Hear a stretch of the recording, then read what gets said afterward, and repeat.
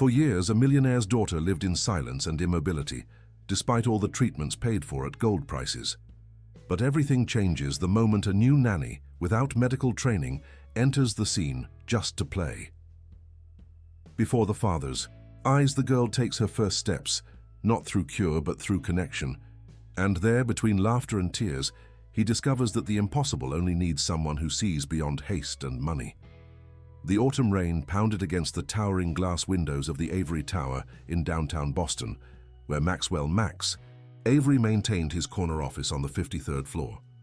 The headquarters of Avery Innovations stood as a testament to his success, a gleaming monument of steel and glass that pierced the skyline like an exclamation point at the end of his 15-year journey from tech prodigy to business titan. Max stared at the rain-drenched cityscape, his reflection superimposed against the grey clouds. At 42, his once boyish features had hardened into the sharp edges of a man who commanded respect in every room he entered. His tailored Armani suit couldn't hide the tension in his shoulders, the weight of an empire that demanded constant vigilance. "Mr. Avery?" His assistant Daphne's voice came through the intercom. "Your 3 o'clock with the Tokyo investors is waiting in the conference room." "Tell them I'll be there in 5, Max replied, straightening his tie. His voice carried the practiced authority of a man accustomed to being obeyed without question. He glanced at his phone. 3 missed calls from Westlake Children's Center. Again. He silenced the device and slipped it into his pocket. Whatever they wanted could wait. The $10 million donation he'd made to their pediatric research department last year should have bought him at least some breathing room from their constant updates about Lily. Lily. His daughter's face flashed in his mind, pale blonde hair, framing delicate features that reminded him too much of Catherine. It had been 3 years since the accident that took his wife and left his daughter's legs mysteriously unresponsive, despite every specialist confirming there was no physical damage.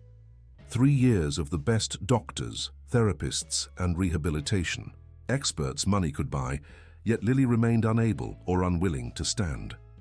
The Tokyo meeting droned on for 2 hours, and by the time Max returned to his office, darkness had fallen over Boston. His calendar showed 3 more meetings, a dinner with potential investors, and a conference call with the West Coast team scheduled until well past midnight. "Daphne," he called through the intercom. "What's the situation with Westlake?" His assistant appeared at his door almost instantly, tablet in hand. Dr. Reynolds called again. "He wants to discuss Lily's case. Also, Mrs. Peterson has resigned." Max looked up sharply. "The nanny quit? Why?" Daphne's professionally neutral expression revealed nothing. She said, and I quote, "Even Mr. Avery's considerable salary can't compensate for the emotional toll of caring for a child who never sees her father." The words landed like a slap. Max's jaw tightened. "Find a replacement, immediately. This would be the 4th in 8 months, sir." "I'm aware of that," he snapped, then caught himself. Daphne didn't deserve his frustration. "I'm sorry. Just find someone qualified. Double the salary if necessary." After Daphne left, Max leaned back in his chair and closed his eyes. The memory of Catherine's laugh echoed in his mind. "You can't solve everything with money, Max," she used to tease him. But what else did he have to offer? Time was the one commodity he couldn't seem to spare, not with investors to please and competitors constantly nipping at his heels. The penthouse was silent when Max arrived home at 11:30 p.m. The kitchen gleamed with unused appliances, and the living room's immaculate, white furniture looked more like a showroom than a home. He moved quietly down the hallway, past the framed magazine covers featuring his rise to business stardom, to the door decorated with pastel butterflies. Max hesitated, then turned the knob slowly. Lily's room was bathed in the soft glow of a unicorn nightlight. His daughter lay curled in her custom bed, her small chest rising and falling with each breath. Beside her, a collection of untouched therapy equipment gathered dust. The pediatric walker, the leg braces, the exercise balls, expensive symbols of his futile attempts to fix what remained broken. He approached the bed, noting how much she'd grown. When was the last time he'd actually seen her awake? 2 weeks ago? 3? Lily's blonde curls splayed across the pillow, and Max resisted the urge to touch them. She needed her rest. Tomorrow there would be more specialists, more therapies, more attempts to understand why his 3-year-old daughter, with no diagnosable medical condition, refused to stand on her own 2 feet. "I'm trying, Catherine," he whispered to the empty room. "I'm doing everything I can." But even as the words left his lips, a voice inside him questioned their truth. Was he really doing everything, or just everything that could be delegated, outsourced, and paid for? The next morning, Max awoke to the sound of his phone ringing. It was Dr. Reynolds from Westlake Children's Center. "Mr. Avery, we need to discuss Lily's progress, or lack thereof," the doctor said without preamble. "We've tried every conventional therapy available, and your daughter remains unresponsive to our methods." Max paced his bedroom, already mentally calculating how much more he could donate to the research wing. What about that experimental program? In Switzerland? Or the specialist in Tokyo? Money is no object, doctor, you know that. "Mr. Avery," Dr. Reynolds' voice took on a gentler tone. "This isn't about funding. All our tests indicate Lily is physically capable of walking. There's no medical reason for her immobility." "Then what are you suggesting, that she's choosing not to walk?" Max's voice rose with frustration. "She's 3 years old. Children process trauma differently than adults. After losing her mother and then being surrounded primarily by rotating medical staff and caregivers." Max cut him off. "I provide my daughter with the best care money can buy. Perhaps what Lily needs isn't something money can buy, Mr. Avery." The doctor's words hung in the air, and Max felt a familiar defensiveness rise within him. "I have a company to run, doctor. I'm doing the best I can."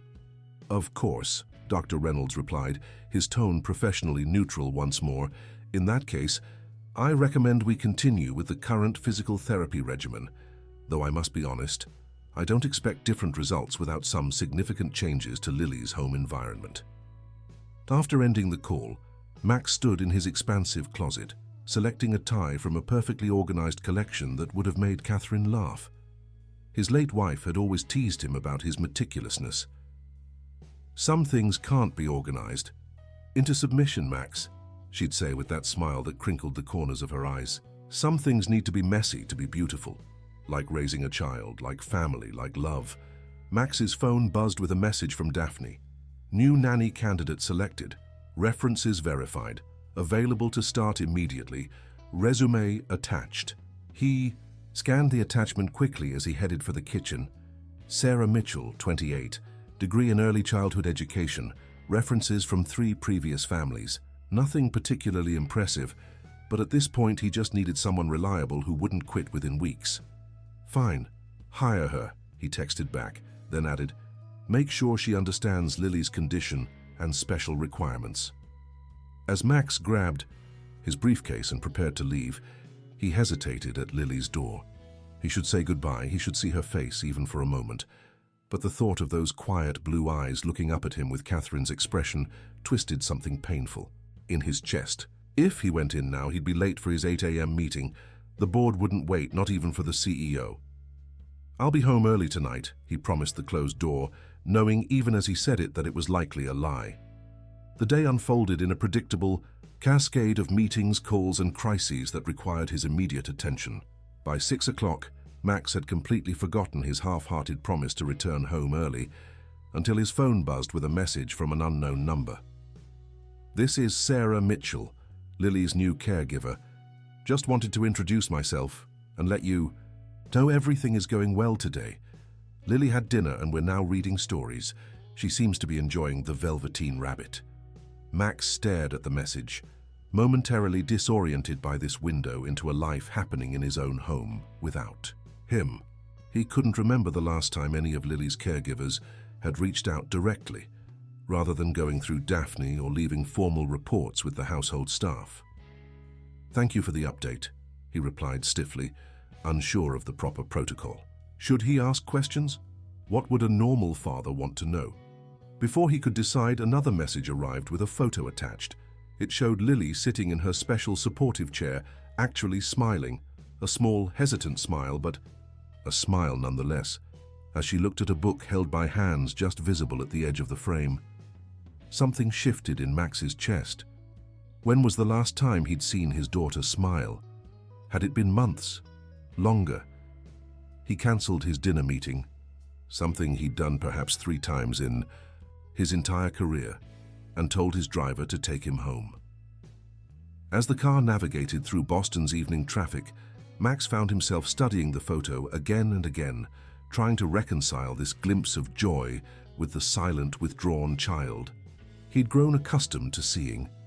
The penthouse was quiet when he arrived home, but not with the sterile silence that usually greeted him. This was a different kind of quiet, the gentle hush of a home where a child was sleeping peacefully. Max loosened his tie as he moved through the living room, noticing small changes. A children's book on the coffee table, a small pink sweater draped over a chair, a drawing of what might have been a unicorn taped to the refrigerator door. He found Sarah Mitchell in the kitchen, quietly washing dishes. She turned at his entrance, and Max was struck by how young she looked, certainly not the matronly figure he'd somehow expected. She had warm brown eyes and dark hair pulled back in a simple ponytail, and she wore jeans and a simple blue sweater, rather than the uniform he provided for household staff. "Mr. Avery," she said with a smile, drying her hands on a towel. "I wasn't expecting you home this early. I'm Sarah." "I received your message," Max replied, suddenly awkward in his own kitchen. "How is Lily?" "Really?" Sarah's expression softened. "She's a remarkable little girl, quiet but observant. We had a good first day together." She hesitated, then added, "She asked about you, wanted to know if you'd be home for bedtime." The simple statement hit Max with unexpected force. "I usually don't make it back until after she's asleep," he admitted, the words sounding hollow even to his own ears. Sarah nodded, not judging, but not offering easy absolution either.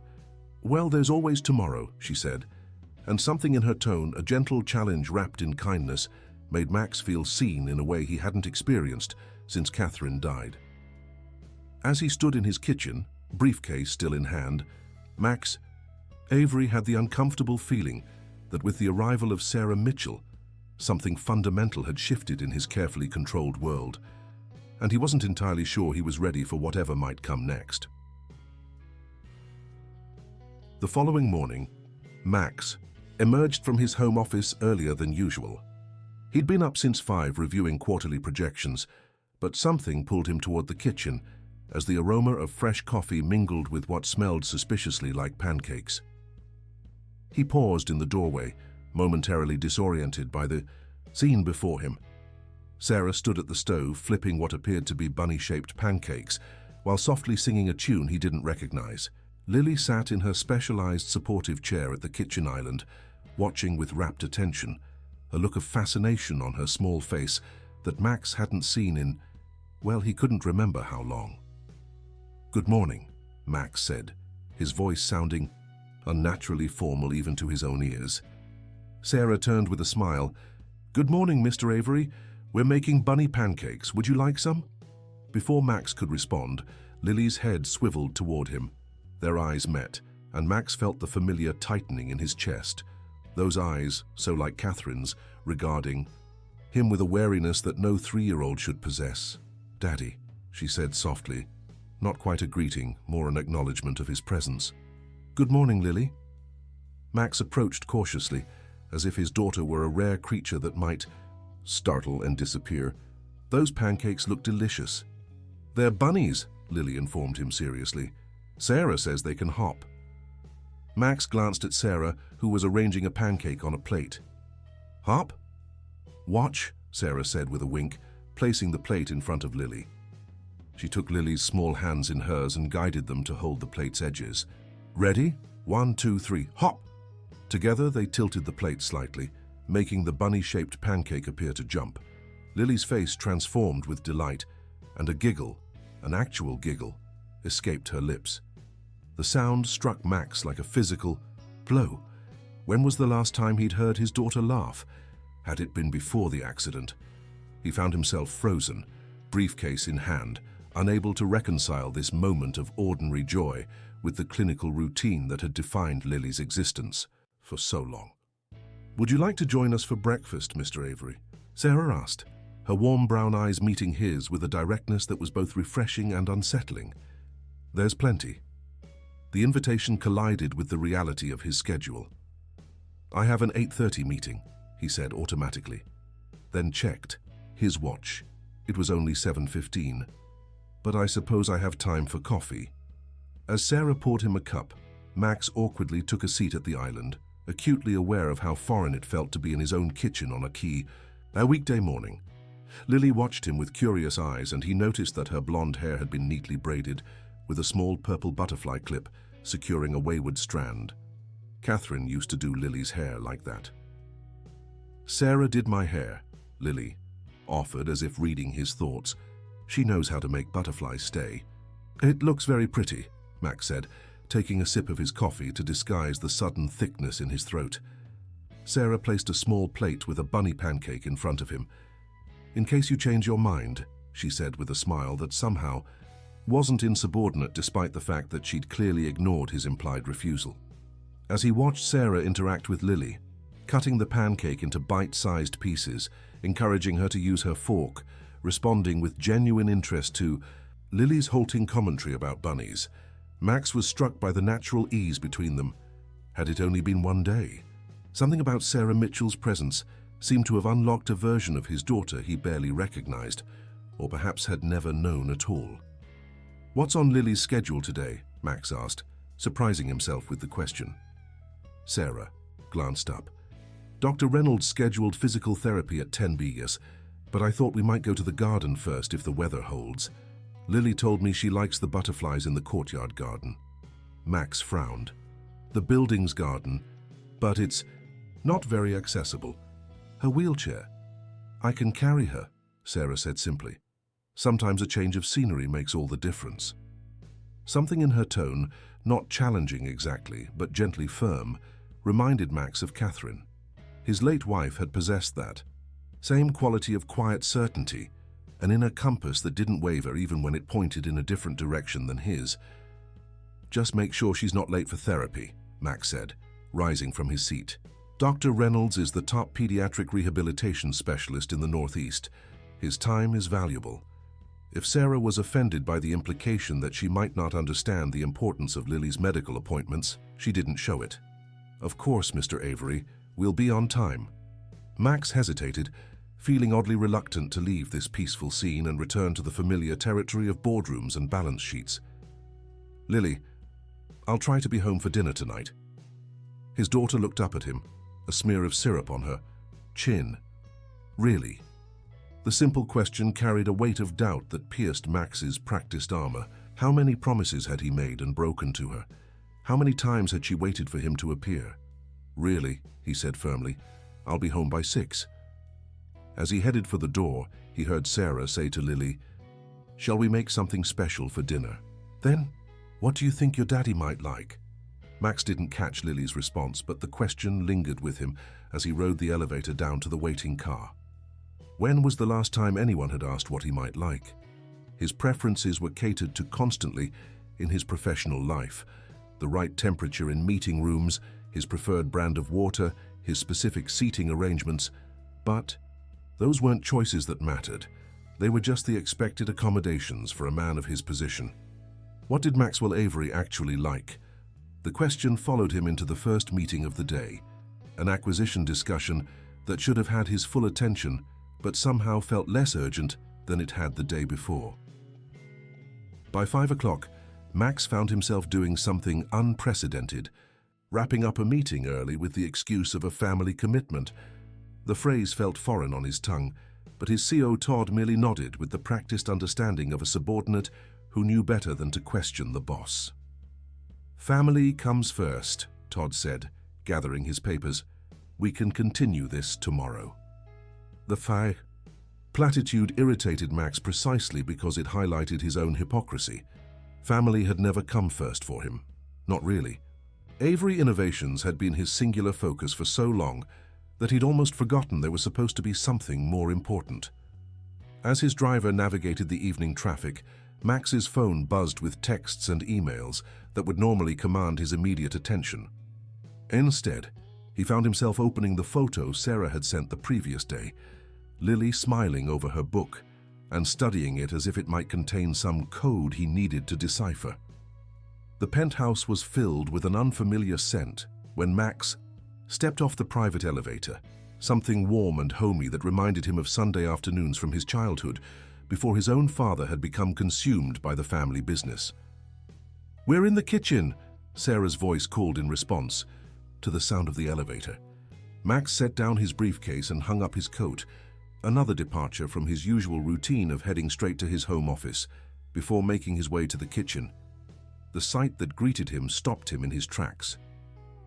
Lily sat in her supportive chair at the kitchen island, her small hands covered in flour as she patted what appeared to be dough. Sarah stood beside her, one hand supportively on Lily's back, the other helping guide her daughter's movements. "Daddy." Lily looked up, her face lighting with surprise. "We're making pizza." "I can see that," Max said, taking in the cheerful mess spread across the normally pristine countertop. "It looks interesting." Sarah laughed, the sound warm and unself-conscious. "That's a diplomatic way of putting it. Lily decided that pizza should be shaped like a star tonight. Who am I to argue with such creativity?" "A star?" Max approached cautiously, as if the domestic scene might vanish if he moved too quickly. "For you," Lily said, her small face serious. "Sarah said you're probably a star at work, so you should have a star pizza." Something tightened in Max's chest, not the usual constriction of anxiety or impatience, but a different sensation altogether. "That's very thoughtful of you, Lily." Sarah wiped her hands on a towel. "We've got about 15 minutes before it's ready. Lily, why don't you show your dad what we found in the garden today while I finish up?" Lily nodded eagerly and raised her arms in a clear request to be lifted. Max hesitated only a moment before carefully picking up his daughter, hyper-aware of how rarely he actually held her. She felt simultaneously smaller and heavier than he expected, her body warm and solid against his chest. "My collection is in the living room," Lily informed him with the gravity of a museum curator. Max carried her to the living room where a white cloth had been spread on the coffee table. Arranged on it were several leaves, a few small stones, and what appeared to be a collection of fallen flower petals. "From the garden," Lily explained, as Max sat down on the sofa with her on his lap. "Sarah helped me make a nature museum." See?" Max said, studying the humble collection. "And which is your favorite exhibit?" Lily pointed to a perfect maple leaf, its edges just beginning to turn red with the approach of fall. "This one looks like a hand," she explained. "Sarah says it's waving hello." Max examined the leaf, seeing it through his daughter's eyes. "You're right, it does look like it's waving." For the next 10 minutes, Max received a detailed tour of Lily's museum, complete with origin stories for each item and the occasional imaginative embellishment. He found himself genuinely engaged, asking questions and marveling at his daughter's observations. When had she become so verbal, so imaginative? Had she always been this way when he wasn't around? "Dinner's ready," Sarah called from the kitchen. As Max stood with Lily in his arms, she wrapped her small arms around his neck, another gesture so unfamiliar it almost made him stumble. "Can we eat in the dining room? Like a restaurant?" The dining room, a showcase of contemporary design with its 12-person table and custom lighting, had rarely been used since Catherine's passing. Max and Lily typically ate separately, with Lily's meals supervised by whatever nanny or medical assistant was on duty while Max either worked through dinner or ate out with business associates. Of course, Max found himself saying, "Like a restaurant." Sarah appeared in the doorway, her expression warming at the sight of them. "I'll set the table." "I can help," Max offered, surprising himself again. 20 minutes later, the three of them sat at one end of the massive dining table, eating star-shaped pizza that was slightly misshapen but somehow exactly right. Lily chatted more than Max had heard her speak in months, describing their garden adventure and the butterfly that had landed briefly on Sarah's shoulder. Sarah said it thought she was a flower, Lily reported, her eyes wide, because of her blue sweater. That makes perfect sense, Max agreed, catching Sarah's eye over Lily's head. Blue flowers are particularly attractive to butterflies. Sarah smiled, a quick flash of appreciation for his participation in the whimsy. Lily's quite the nature expert now. She identified 3 different types of leaves all on her own. Really? Max looked at his daughter with genuine admiration. That's impressive. Lily beamed under the praise, and Max realized with a pang how rarely he'd given her that simple gift, his undivided attention and approval. After dinner, as they moved to the living room for what Sarah called story time, Max's phone buzzed with an urgent message from Todd about the acquisition. Normally he would have immediately retreated to his office, but something held him in place. Perhaps the way Lily settled trustingly against his side on the sofa, or the expectant look in her eyes as Sarah brought over a stack of books. "You choose, Lily," Sarah said, holding out 3 options. Lily pointed to a book with a rabbit on the cover, The Velveteen Rabbit, the same story Sarah had mentioned in her text the previous day. "This one's about toys that become real," Lily informed Max solemnly. "When you love them enough." As Sarah began to read, Max found himself drawn into the simple story in a way that surprised him. He'd forgotten how children's books could contain such profound truths beneath their simple exteriors. When Sarah read the passage about becoming real through being loved, he felt Lily's small hand slip into his, and something shifted in his carefully ordered world. "Once you are real, you can't be ugly, except to people who don't understand," Sarah read, her voice gentle. Max looked down at his daughter's profile. Her eyes wrapped on Sarah as the story unfolded, and wondered what Catherine would think of this moment. Would she be pleased to see them together like this? Or would she be disappointed that it had taken him 3 years to sit with his own daughter and listen to a bedtime story? By the time the story ended, Lily's eyes were growing heavy. "Time for bed, I think," Sarah said softly. "I'll take her," Max found himself saying, another departure from the usual routine. As he carried his drowsy daughter to her room, he was struck by how this day, ordinary by any normal standard, felt like a revelation. He'd attended no groundbreaking meetings, signed no major deals, made no strategic acquisitions. Yet somehow sitting at his own dining table eating misshapen pizza and listening to a children's story felt more significant than anything he'd accomplished in months. "Daddy," Lily murmured as he laid her gently in her bed. "Will you be here tomorrow morning?" The question, so simple, so reasonable, and yet so difficult to answer honestly, caught Max off guard. He had an early breakfast meeting with investors from London, scheduled months ago. "I'll try," he said, the inadequacy of the response settling heavily between them. Lily nodded, already half asleep, as if his answer was exactly what she had expected. The resignation in her expression cut deeper than any business setback ever had. As Max stepped back into the hallway, closing Lily's door quietly behind him, he found Sarah waiting with a gentle smile. "She had a wonderful day," Sarah said quietly, "especially the part with you in it." The simple observation, delivered without judgment but with unmistakable meaning, followed Max into his home office, where the urgent emails and reports awaited his attention.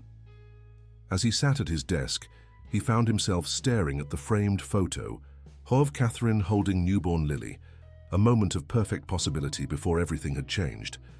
What would Catherine say about the life he'd created for their daughter, about the father he'd become? The questions lingered as Max turned to his work, but for the first time in years, the spreadsheets and projections couldn't completely captivate his attention. Something had shifted, subtle but undeniable, and he sensed that Sarah Mitchell's arrival in their lives had set in motion changes he couldn't yet fully comprehend. The next 2 weeks established a new rhythm in the Avery penthouse. Sarah arrived each morning at 7, bringing with her an energy that seemed to transform the sterile luxury apartment into something approaching a home. Max found himself waking earlier, lingering over breakfast when his schedule allowed, catching glimpses of a side of Lily he'd barely known existed, curious, imaginative, and increasingly talkative. Dr. Reynolds had noted the change during Lily's weekly assessment. "She's more engaged," he'd told Max during their brief phone consultation. "Still no significant physical progress with the prescribed exercises, but her overall effect is markedly improved. Whatever you're doing differently, Mr. Avery, I encourage you to continue." What they were doing differently, Max realized as he rode the elevator up to the penthouse on a rainy Friday evening, was nothing that could be found in medical textbooks or specialist recommendations. Sarah's approach to Lily was refreshingly straightforward. She treated his daughter not as a patient or a problem to solve, but as a child, a complete person with preferences, opinions, and capabilities that went beyond her physical limitations. The elevator doors opened to the sound of music, the vintage record player that had been Catherine's pride and joy, untouched since her passing, now filling the apartment with the cheerful melody of "Here Comes the Sun." Max set down his briefcase, intrigued by the unexpected soundtrack. He followed the music to find Sarah and Lily in the living room, where the furniture had been pushed back to create an open space. Sarah was dancing with exaggerated movements, spinning and swaying, while Lily watched from her supportive chair, giggling uncontrollably. "Mr. Avery," Sarah smiled, slightly breathless when she noticed him. "We're having a dance party. Hope you don't mind the music?" "Not at all," Max said, loosening his tie. "Catherine loved the Beatles." "Daddy," Lily called, her face lighting up, "Sarah's teaching me to dance with my arms." Indeed, Max noticed that Lily was moving her upper body in time with the music, swaying side to side and raising her small arms above her head in imitation of Sarah's movements. "I can see that," Max said, setting down his coat. "You've got rhythm, Lily." "You should join us," Sarah suggested, her cheeks flushed with exertion. "There's plenty of room for another dancer." Max nearly refused automatically. Maxwell Avery didn't dance, especially not in his own living. A room on a Friday evening, when quarterly reports awaited his review. But something in Lily's expectant expression stopped the refusal before it reached his lips. "I'm not much of a dancer," he admitted instead. Sarah's eyes sparkled with amusement. "Neither am I, clearly. That's what makes it fun." As if to prove her point, she executed a deliberately silly spin that sent Lily into fresh peals of laughter. The sound was so pure, so uninhibited, that Max found himself smiling despite his ingrained reserve. "One dance," he conceded, removing his suit jacket and hanging it carefully over a chair. "But I should warn you, I haven't danced since my wedding." "No. Time like the present to shake off the rust," Sarah said, reaching over to turn up the volume as the next song began. What followed was 5 minutes of absurdity that would have horrified Max's business associates. The stern CEO of Avery Innovations, awkwardly swaying and eventually spinning around his living room, while his daughter clapped in delight and his nanny encouraged him with enthusiastic praise for moves that deserved none. By the time the song ended, Max was laughing too, a rusty, unpracticed sound that nonetheless felt surprisingly good. "I think that's enough public embarrassment for one evening," he said, straightening his tie. "I thought you were wonderful," Sarah said with mock seriousness. "Especially that last spin. Very professional." "Daddy was dancing," Lily announced, as if it were as miraculous as if the furniture had suddenly started floating. "A rare sight indeed," Max agreed, running a hand through his slightly disheveled hair. "What other activities have you two been up to today?" As Sarah went to prepare dinner, she'd insisted on cooking rather than using the meal delivery service Max had employed for years. Lily eagerly recounted their day, which had apparently included a visit to the children's section of the Boston Public Library, a picnic lunch in the penthouse's garden, and an art project involving alarming amounts of glitter that Sarah assured him had been completely contained. "And Sarah helped me with my exercises," Lily added, her expression growing more serious. "The ones Dr. Reynolds gave me." Max raised an eyebrow, surprised by this voluntary mention of physical therapy. Typically, Lily resisted any discussion of her prescribed exercises, which had become a source of frustration and tears with previous caregivers. "Really? How did that go?"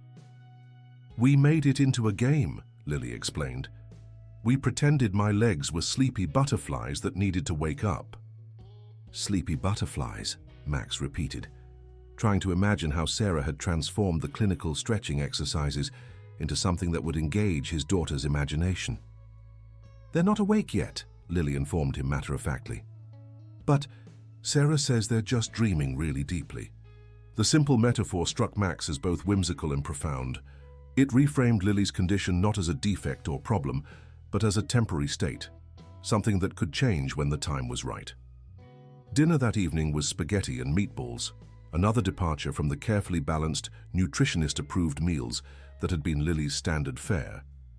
As they ate, Max found himself studying Sarah with increasing curiosity. In the 2 weeks since she'd arrived, she'd subtly transformed his household in ways he couldn't have anticipated. "Where did you learn to work with children?" he asked, as they finished their meal. "Your approach is different from the specialists we've worked with," Sarah smiled, wiping a spot of sauce from Lily's chin with a napkin. "I've always connected well with kids. I think it's because I never quite grew up myself."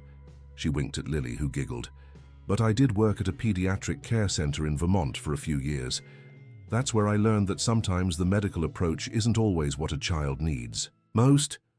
"And what do you think Lily needs most?" Max asked, genuinely curious about her assessment. Sarah met his gaze directly. "The same thing all children need, Mr. Avery. To be seen, to be heard. To know they matter exactly as they are, not as someone wishes they would be." The words settled between them, carrying more weight than their simple construction suggested. Max found himself uncomfortable with the implication. Had he been seeing Lily as a problem to solve, rather than a person to understand? After dinner, as had become their custom, they moved to the living room for story time. Lily was particularly tired after their active day, and halfway through The Little Prince, she fell asleep against Max's side, her small body warm and trusting. "I'll take her to bed," Sarah offered, setting aside the book.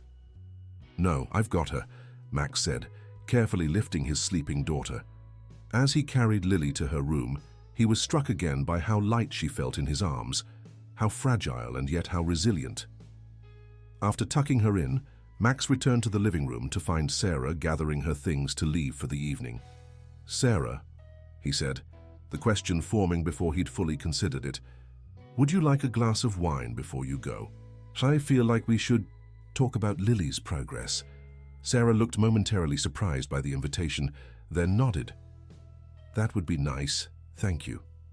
Max led the way to the kitchen, where he opened a bottle of Cabernet and poured 2 glasses.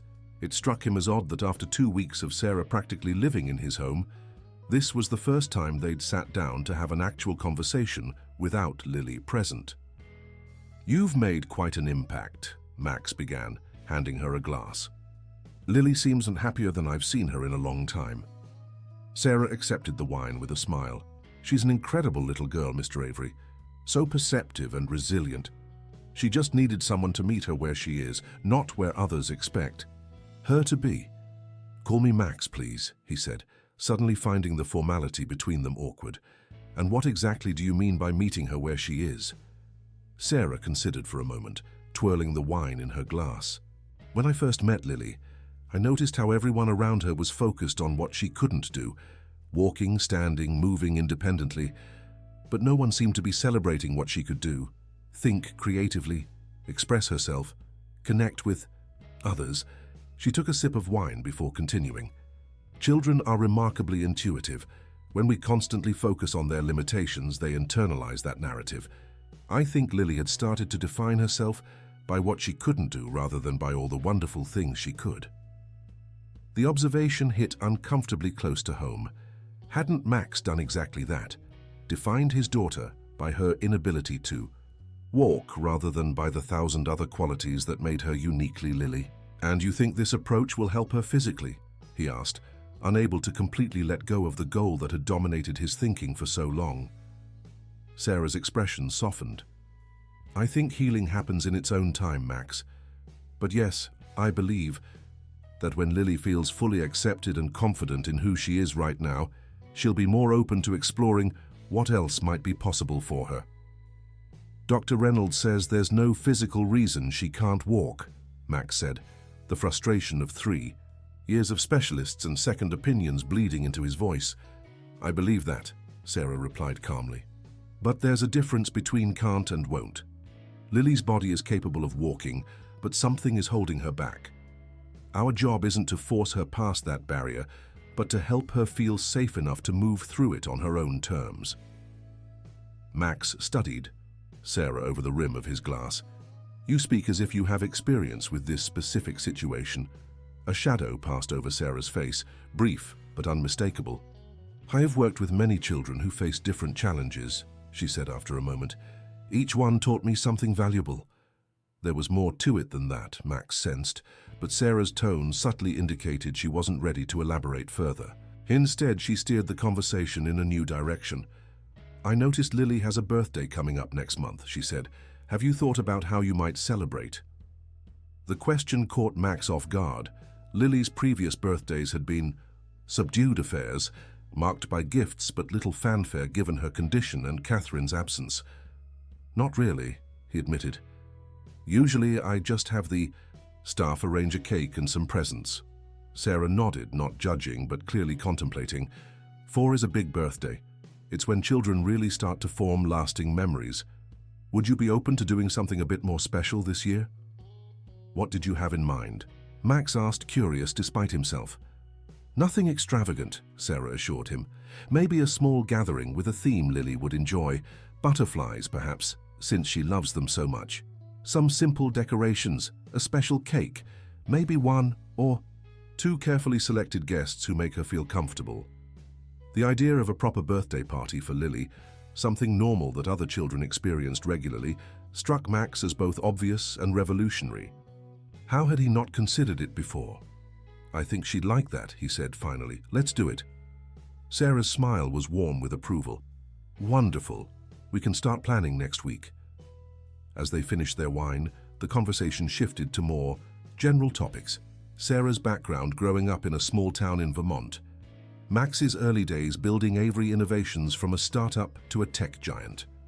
Max found himself surprisingly engaged, realizing that beyond her role as Lily's caregiver, Sarah was genuinely interesting to talk to, insightful and thoughtful in a way that reminded him, again, of Catherine. When Sarah finally gathered her things to leave, Max walked her to the door, aware that something had shifted in their dynamic. She was no longer just an employee, but becoming something closer to a partner in the complex task of raising Lily. "Thank you," he said, as she stepped into the hallway.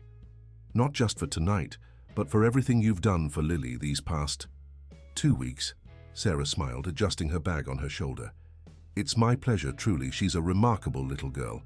She hesitated, then added, "And she adores you, you know. Her face lights up whenever you come home." The simple observation caught Max off guard. "I'm trying to be more present," he said, the admission feeling both inadequate and profound. "I've noticed," Sarah replied. "And so has she. Good night, Max." After she left, Max wandered through the quiet apartment, noticing the small changes that had accumulated over the past 2 weeks. Lily's artwork proudly displayed on the refrigerator, a collection of children's books stacked neatly on the coffee table, a small vase of wildflowers from their garden expeditions brightening the kitchen counter. His phone buzzed with a message from Todd about an urgent issue with the Tokyo acquisition, but for once, Max found himself reluctant to dive back into work. Instead, he moved quietly to Lily's room and stood in the doorway, watching his daughter sleep. In the soft glow of her nightlight, with her blonde curls spread across the pillow and her small chest rising and falling with each breath, Lily looked so much like Catherine that it made Max's heart ache. What would his late wife think of the life they were living now? Would she approve of Sarah's unconventional approach? Would she be disappointed in how long it had taken him to truly see their daughter? As if sensing his presence, Lily stirred slightly in her sleep, her small hand reaching out unconsciously before settling again. The simple gesture of trust broke something open in Max's chest, a hard shell of grief and distance that had protected him for too long. "I'm trying, Catherine," he whispered to the quiet room. "I'm really trying now." The next morning, Max woke earlier than usual despite it being Saturday. Typically, weekends followed the same rigorous schedule as weekdays: early morning workout, several hours of work in his home office, perhaps a business lunch or dinner. Lily's care was delegated to weekend staff, and his interaction with her was limited to brief check-ins between his other commitments. Today, however, Max found himself drawn to the kitchen before his usual workout, where he attempted to recreate the bunny-shaped pancakes that Sarah had made. The results were laughably misshapen, but when Lily emerged from her room in the wheelchair that she used for longer distances, her face lit up at the sight. "Daddy made pancakes?" she asked, clearly astonished by this departure from routine. "I tried," Max admitted, flipping what was supposed to be a rabbit ear but looked more like a misshapen blob. "They don't look quite like Sarah's, I'm afraid." "They're perfect," Lily declared with the absolutism of a 3-year-old. "Can I help?"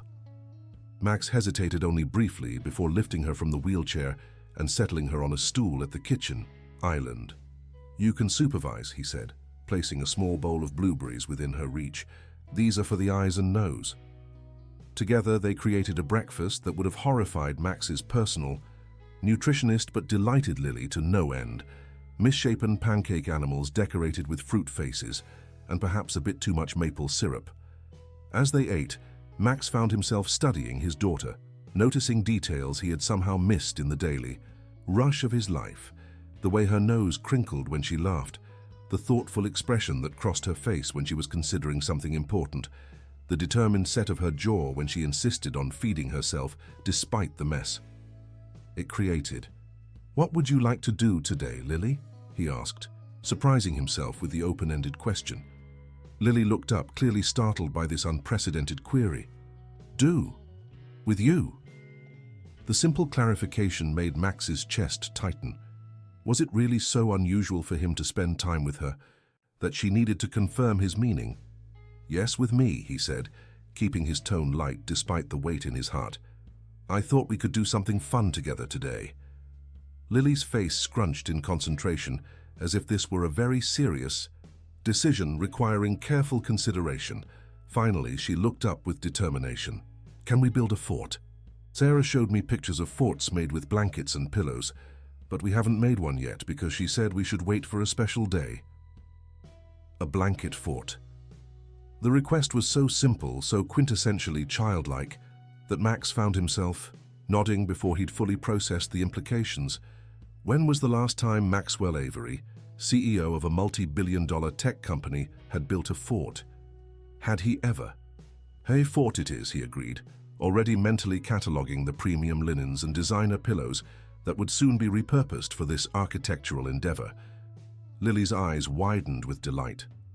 "Really? A big one? With room for all my stuffed animals?" "The biggest fort Boston has ever seen," Max promised, swept up in her enthusiasm. "We should probably draw up some blueprints first, don't you think? Every good construction project needs proper planning." And so began a Saturday, unlike any Max had experienced since Catherine's passing, or perhaps ever. The morning disappeared in a flurry of fort construction, with dining chairs serving as corner posts, sheets and duvet covers as walls and ceilings, and an assortment of cushions and pillows as the foundation. Lily directed operations from her spot on the living room rug, her face alight with purpose, as she instructed Max on proper blanket draping techniques and the strategic placement of stuffed animal sentries. When Sarah arrived around noon, Max had forgotten she was scheduled to come in for a few hours. She stopped in the doorway, her expression moving from surprise to delight as she took in the transformation of the elegant living room into what could only be described as a fabric palace. "Well," she said, setting down her bag, "this is quite the architectural achievement." "Sarah," Lily called from within the fort, "Daddy and I made a castle, come see." Sarah caught Max's eye, her smile warm with approval. "May I enter the royal chamber, Your Highness?" "You need the password," Lily said seriously. "It's butterfly wings." "Butterfly wings," Sarah repeated solemnly, then crawled into the fort on her hands and knees, leaving Max standing somewhat awkwardly in his own living room, surrounded by the cheerful destruction of his usually impeccable decor. His phone buzzed in his pocket, Todd again with questions about the quarterly projections that needed immediate attention. For a moment, Max hovered on the edge of two possible futures, one in which he excused himself to his office to handle the crisis, as he always had, and another in which he ignored the call, dropped to his knees, and crawled into a blanket fort to join his daughter and her nanny in whatever imaginary scenario awaited him there. The decision, when it came, felt less like a choice and more like the inevitable next step on a path he'd already begun walking 2 weeks ago when Sarah Mitchell first entered their lives. Max silenced his phone, tucked it into his pocket and got down on all fours.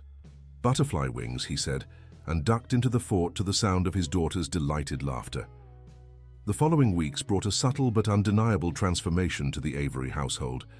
Max found himself rearranging meetings, delegating tasks he would have previously handled personally, and even, most shocking to his executive team, declining a last-minute trip to Silicon Valley for a major industry conference.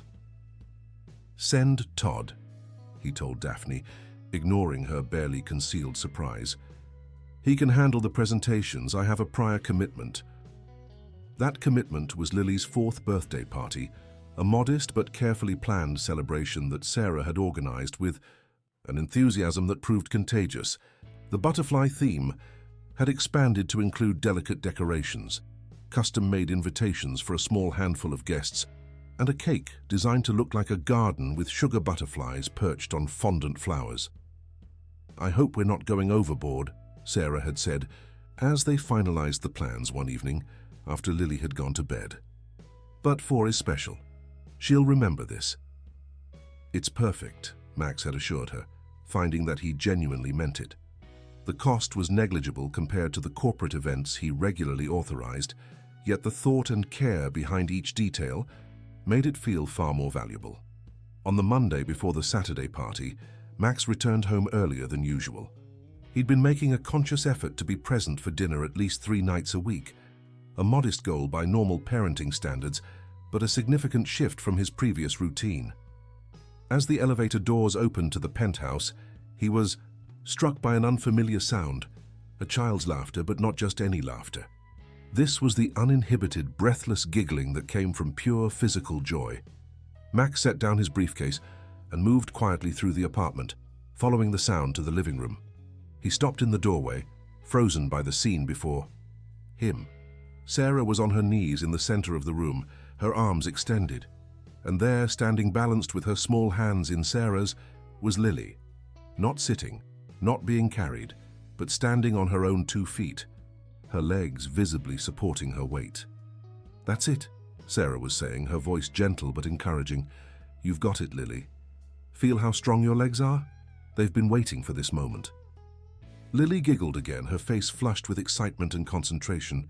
"I'm tall," she declared. "Look how tall I am, Sarah."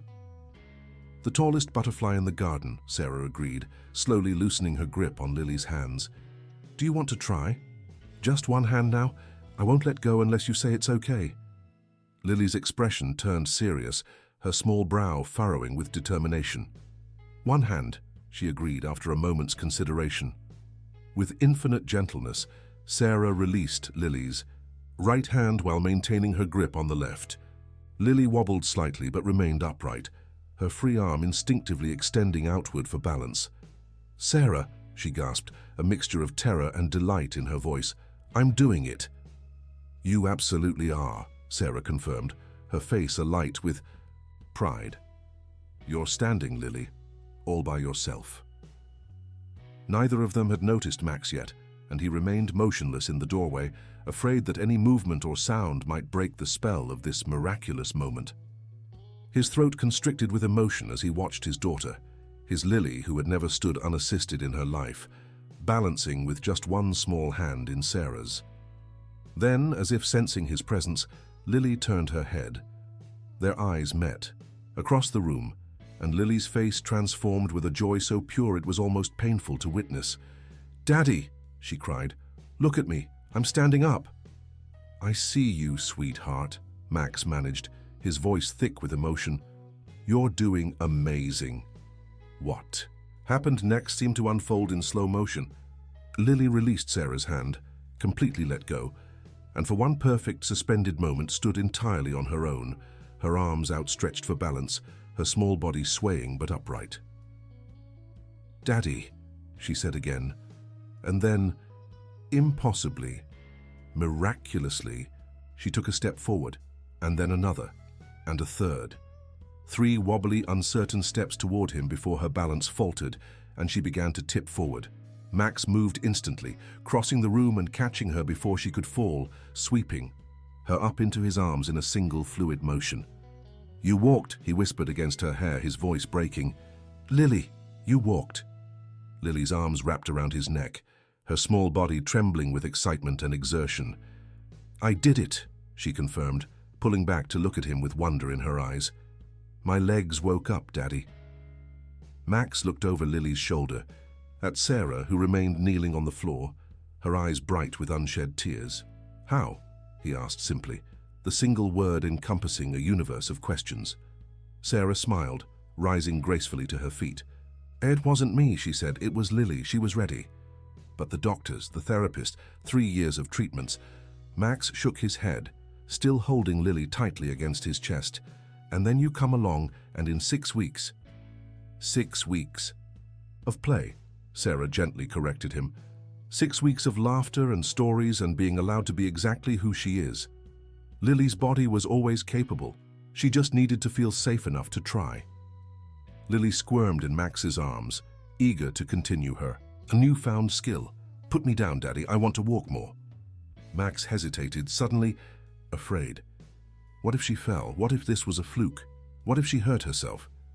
Sarah seemed to read his thoughts. "It's okay to let her try," she said softly. "She'll fall sometimes. That's part of learning. But she's stronger than you think." With a deep breath, Max carefully lowered Lily to the floor, maintaining his hold until her feet were firmly planted. Then slowly he released her, staying crouched at her level with his arms extended, ready to catch her if needed. "Go on, Butterfly," Sarah encouraged from a few feet away. "Show your daddy what you've been practicing." Lily's face set with determination as she carefully lifted one foot and placed it forward, then repeated the motion with the other foot. Her steps were uneven and wobbling, but unmistakably intentional. Max remained in a half-crouch, moving backward as she advanced, his heart in his throat with each precarious step. "I'm walking," Lily announced, her voice vibrating with pride. "All by myself." "Yes, you are," Max confirmed, his vision blurring, with unexpected tears. "You're walking, Lily." After 6 or 7 steps, Lily's confidence seemed to falter, and she reached out for support. Max was there instantly, his hands steady as she grabbed his forearms. "That was incredible," he told her, his voice filled with genuine wonder.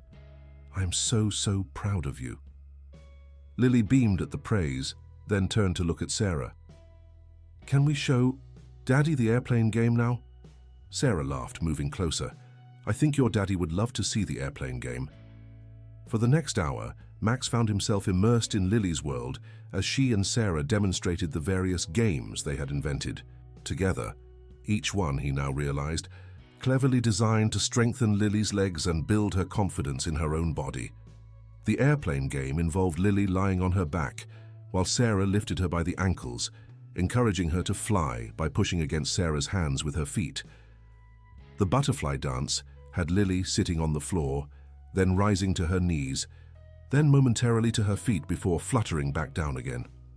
It was physical therapy transformed through imagination into joyful play, and watching Lily's enthusiastic participation, Max understood what all the expensive specialists had missed. His daughter hadn't needed more clinical interventions. She had needed someone who could speak her language. When Lily finally exhausted herself and agreed to rest on the sofa with a book, Max gestured for Sarah to join him in the kitchen. "How long has this been happening?" he asked quietly, still processing the miracle he had witnessed. Sarah leaned against the counter, her expression thoughtful. "She's been getting stronger for weeks. The standing with support started about 10 days ago. Today was the first time she let go completely, and the first time she took steps on her own. I think she was saving that for you." Max ran a hand through his hair, overwhelmed. "I don't understand. We had the best specialists, the most cutting-edge therapies." which probably felt very scary and pressured to a little girl who had already lost so much, Sarah said gently. Max, I didn't do anything revolutionary. I just played with her. I listened to her. I let her lead the process instead of imposing external expectations. But how did you know this would work when nothing else had? Sarah was quiet for a moment, her gaze drifting toward the living room where Lily was contentedly flipping through her book. When she finally spoke, her voice held a depth of emotion Max hadn't heard before. I used to work with a little boy named Ethan, she said softly. He was about Lily's age with similar issues, physically capable but unwilling or unable to walk. His parents were well-meaning but extremely focused on fixing him. They scheduled every hour of his day with therapies and treatments. She paused, a shadow crossing her face. I was just his nanny, not a medical professional, but I could see that all that pressure was making things worse, not better. When I suggested they ease back on the intensive therapies and just let him be a child for a while, they fired me. Max felt a chill at the parallel to his own approach with Lily. What happened to him? Sarah's eyes grew distant. He passed away a year later. Not from his condition, he caught pneumonia at one of the treatment facilities they took him to. His immune system was weakened from stress and constant interventions. She looked directly at Max. I've always wondered if things might have been different if someone had just given him time to be a child instead of a patient. The revelation hit Max with the force of physical pain. All this time, he had been so focused on curing Lily that he had failed to truly see her, not as a problem to solve, but as a child to love and support. That's why you applied for this position, he said slowly, understanding dawning. You saw Lily's case and recognized the pattern. Sarah nodded. When your assistant described the situation during the interview, I couldn't help but see the similarities. I thought maybe I could make a difference this time. She hesitated, then added, I should have been more transparent about my motivations. No, Max said firmly. If you had told me this story during the interview, I probably wouldn't have hired you. I would have wanted someone with credentials, not, he gestured vaguely. Not someone who just knows how to play and listen, Sarah suggested with a small smile. Exactly, Max admitted. And I would have been wrong. Again. They were interrupted by Lily calling from the living room. Daddy, Sarah, come see, I'm standing by myself. They hurried back to find Lily, gripping the edge of the coffee table with one hand, proudly upright, on her own 2 feet. Look, she said, beaming with pride. I got up all by myself from the sofa. That's amazing, sweetheart, Max said, kneeling down to her level. You're getting stronger every minute. Sarah says my legs just needed to remember how to work, Lily explained seriously. They were just being shy. Well, they don't seem very shy anymore, Max observed, his heart swelling as Lily cautiously released the table and stood unassisted for several seconds before carefully lowering herself back to the sofa. Not so shy, Lily agreed. Daddy, can I show everyone at my party how I can walk now? The simple question carried such weight. Lily's awareness of her accomplishment, her desire to share it, her anticipation of her upcoming birthday. All normal childhood feelings that Max realized she had probably been experiencing all along, beneath the layers of medical concern that had dominated her life. Of course you can, he assured her. Everyone will be so happy to see how well you're doing. As they settled into their evening routine, dinner, bath time, stories, Max found himself hyper-aware of each moment, as if seeing his life with new clarity.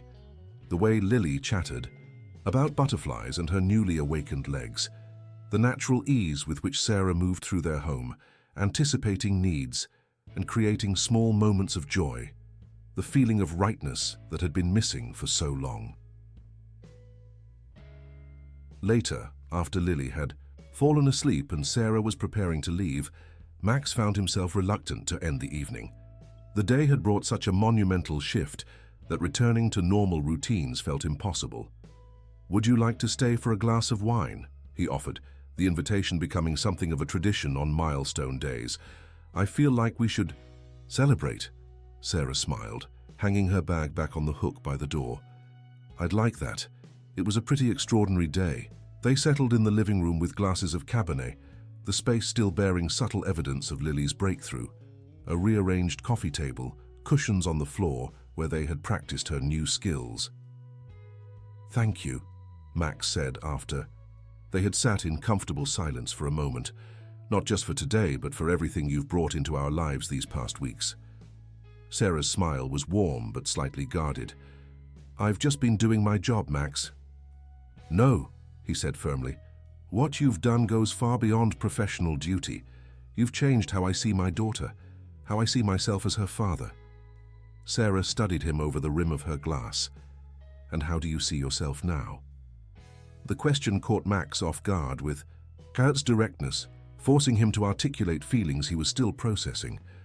"Before, I think I saw myself as a provider, someone responsible for fixing Lily's problems through resources and expert intervention." He paused, searching for the right words. "Now I realize that what she needed most was simply me, my presence, my willingness to get down on the floor and build forts or attempt ridiculously shaped pancakes, to see her as complete and valuable exactly as she is, not as a project to be fixed." "That's a profound shift," Sarah observed quietly. "It is," Max agreed. "And it never would have happened without you showing me another way." He hesitated, then added, "You've made me question a lot of assumptions about what success really means." Sarah raised an eyebrow. Maxwell Avery questioning his definition of success. And now that is an accomplishment. Her teasing tone lightened the moment, and Max found himself laughing. "I probably deserved that." "Maybe a little," she agreed with a smile. "But for what it's worth, I think you're a good father, Max. You just got a little lost in trying to solve a problem instead of embracing a journey. The simple validation, offered without judgment or condition, affected Max more deeply than he expected. "Catherine would have liked you," he said suddenly, the words surprising even himself. Sarah's expression softened. "Tell me about her. Lily mentions her sometimes, but I've been careful not to press." Max swirled the wine in his glass, memories rising to the surface that he usually kept carefully contained. Catherine was extraordinary, brilliant and warm and completely unimpressed by wealth or status. When we met, I was already successful, and she was the first person in years who challenged me on a regular basis. "She sounds remarkable," Sarah said. "She was," Max agreed. "She had this ability to see through pretense, in me and others. She'd call me out when I was being stubborn or workaholic or just plain wrong, but always with this kindness, like she was on my side even when she was criticizing me." Sarah nodded, understanding in her eyes. "That's a rare gift." "After she was gone, I think I retreated into what I knew: work, achievement, solving problems through resources and determination. I didn't know how to be the kind of parent Lily needed without Catherine balancing me." "And now?" Sarah asked quietly. Max considered the question seriously. "Now I'm learning, slowly and imperfectly, but learning nonetheless." They talked late into the evening, the conversation flowing easily from memories of Catherine to stories of Sarah's childhood in Vermont, from Lily's progress to Max's evolving perspective on balancing work and family. When Sarah finally gathered her things to leave, the clock showed it was nearly midnight.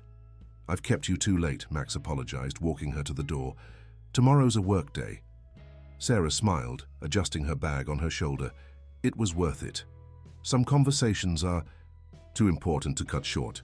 Standing in the doorway, Max was struck by a strange impulse to ask her to stay, not as Lily's nanny, but as something else. The thought caught him off guard, and he pushed it aside quickly. Sarah was an employee, and this day had been emotional enough without complicating matters further. "Good night, Sarah," he said instead, "and thank you again for everything." After she left, Max moved through the quiet apartment, turning off lights and straightening cushions. He paused at Lily's door, easing it open to check on her, as had become his nightly ritual. She slept peacefully, one arm flung above her head, her favorite stuffed bunny clutched in the other hand. Tomorrow he would call Dr. Reynolds and share the miraculous news. There would be questions and probably suggestions for follow-up assessments to document Lily's progress. The medical machinery that had been part of their lives for so long would want to classify and measure this breakthrough. But tonight, in the quiet of his daughter's room, Max simply allowed himself to feel the pure, uncomplicated joy of the moment. His daughter had stood on her own feet and walked toward him, not because of expensive treatments or medical interventions, but because a young woman with kind eyes and gentle hands had shown her it was safe to try. As Max closed Lily's door and headed to his own room, he realized that something fundamental had shifted in his understanding of both parenthood and success. For years, he had approached Lily's condition as he approached business challenges: identify the problem, allocate resources, expect results. But Sarah had shown him that some of life's most important journeys couldn't be scheduled, managed, or purchased. Sometimes the greatest gift was simply being present, patient, and willing to kneel on the floor and build a fort. The next morning, Max woke to the unfamiliar sound of small hands patting his face. He opened his eyes to find Lily, sitting on the edge of his bed, beaming with pride. "Daddy, I walked to your room all by myself," she announced, her voice pitched with excitement. "Sarah helped me out of bed, but I walked here." Max sat up quickly, fully awake in an instant. "You did? That's incredible, Lily." Sarah appeared in the doorway, an apologetic smile on her face. "Sorry for the wake-up call. She was very determined to show you her new skills first thing this morning." "Best alarm clock ever," Max assured them both, opening his arms for Lily to crawl into a hug. "I wouldn't have wanted to miss this." Over breakfast, oatmeal with fruit faces that Lily insisted on arranging herself, they discussed the day ahead. Max had a board meeting that couldn't be rescheduled, but he promised to come home early for a walking practice session before dinner. "Dr. Reynolds called while you were in the shower," Sarah mentioned, as Max prepared to leave. "I told him about Lily's progress, and he'd like to see her tomorrow if you can make it." Max nodded, straightening his tie. "I'll have Daphne clear my afternoon schedule. This takes priority." "He sounded quite shocked," Sarah added with a small smile. "In a good way." "I can imagine," Max replied, remembering the doctor's skepticism during their last conversation. 3 years of conventional therapies with minimal progress, and then this. As he bent to kiss Lily goodbye, she wrapped her arms around his neck tightly. "Will you really come home early? Daddy, promise?" The earnest question, with its undercurrent of doubt born from too many broken promises, pierced Max's heart. "I promise, Lily. Board meeting and then straight home. No detours, just one more call." "Pinky promise?" she insisted, extending her tiny finger. "Pinky promise," Max agreed solemnly, linking his finger with hers and feeling the weight of this small but significant covenant. Throughout the board meeting, Max found his thoughts repeatedly drifting to the miracle unfolding in his home. When Todd presented the quarterly projections, numbers that would have normally commanded Max's complete attention, he found himself nodding along while mentally planning how to rearrange the living room furniture to create a safe practice track for Lily's walking exercises. "Max, your thoughts on the expansion timeline?" Todd's voice cut through his distraction, and Max realized the entire board was looking at him expectantly.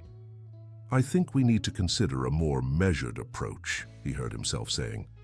"Rapid expansion has its advantages, but sometimes a slower, more intentional growth strategy yields more sustainable results." The words emerged almost unconsciously, but as he spoke them, Max recognized their truth, not just for Avery Innovations, but for his personal life as well. Sometimes the most important developments couldn't be rushed or forced through sheer determination. Sometimes they required patience, presence, and trust in the natural unfolding of potential. Todd looked momentarily surprised by this deviation from Max's usual aggressive growth mindset, but recovered quickly. "That's actually a compelling perspective. Perhaps we should revisit the timeline with that in mind." The meeting concluded earlier than anticipated, and Max found himself with an unexpected gift: additional time to keep his promise to Lily. On the drive home, he made a spontaneous decision and directed his driver to stop at a specialty toy store he'd noticed near the penthouse but had never entered. 20 minutes later, he emerged with a carefully selected gift: a child-sized walker designed to look like a butterfly with wings that fluttered when pushed. The store owner had assured him it was perfect for a child just learning to walk independently, providing support while encouraging confidence and autonomy. When the elevator doors opened to the penthouse, Max heard it again, that magical sound of his daughter's unrestrained laughter. He followed it to find Lily and Sarah in the hallway, engaged in what appeared to be a modified game of follow the leader, with Lily taking cautious steps behind Sarah, mimicking her exaggerated movements. "Daddy," Lily called when she spotted him. "You came home early, watch me." Max set down his briefcase and the wrapped gift, his chest tight with emotion, as Lily carefully turned and walked toward him, still wobbly and uncertain, but unmistakably walking on her own. She managed 6 steps before reaching for his hands, her face flushed with effort and pride. "Did you see? I didn't fall once." "I saw," Max confirmed, kneeling to embrace her. "You're amazing, Lily. Absolutely amazing." Over her shoulder, his eyes met Sarah's, and the shared joy between them felt like a tangible connection. A bridge built of wonder, gratitude, and something else he wasn't quite ready to name. "What's that?" Lily asked, spotting the colorfully wrapped package Max had set aside. "Just a little something to celebrate your incredible progress," Max said, reaching for the gift. "I thought it might help with your walking practice." As Lily tore into the wrapping paper with the enthusiastic abandon only a child can muster, Max watched her face transform with delight at the butterfly walker. "It has wings," she gasped, running her small hands over the glittering purple and blue appendages. "Can I try it now, please?" And so the evening unfolded in a way that would have been unimaginable just weeks before.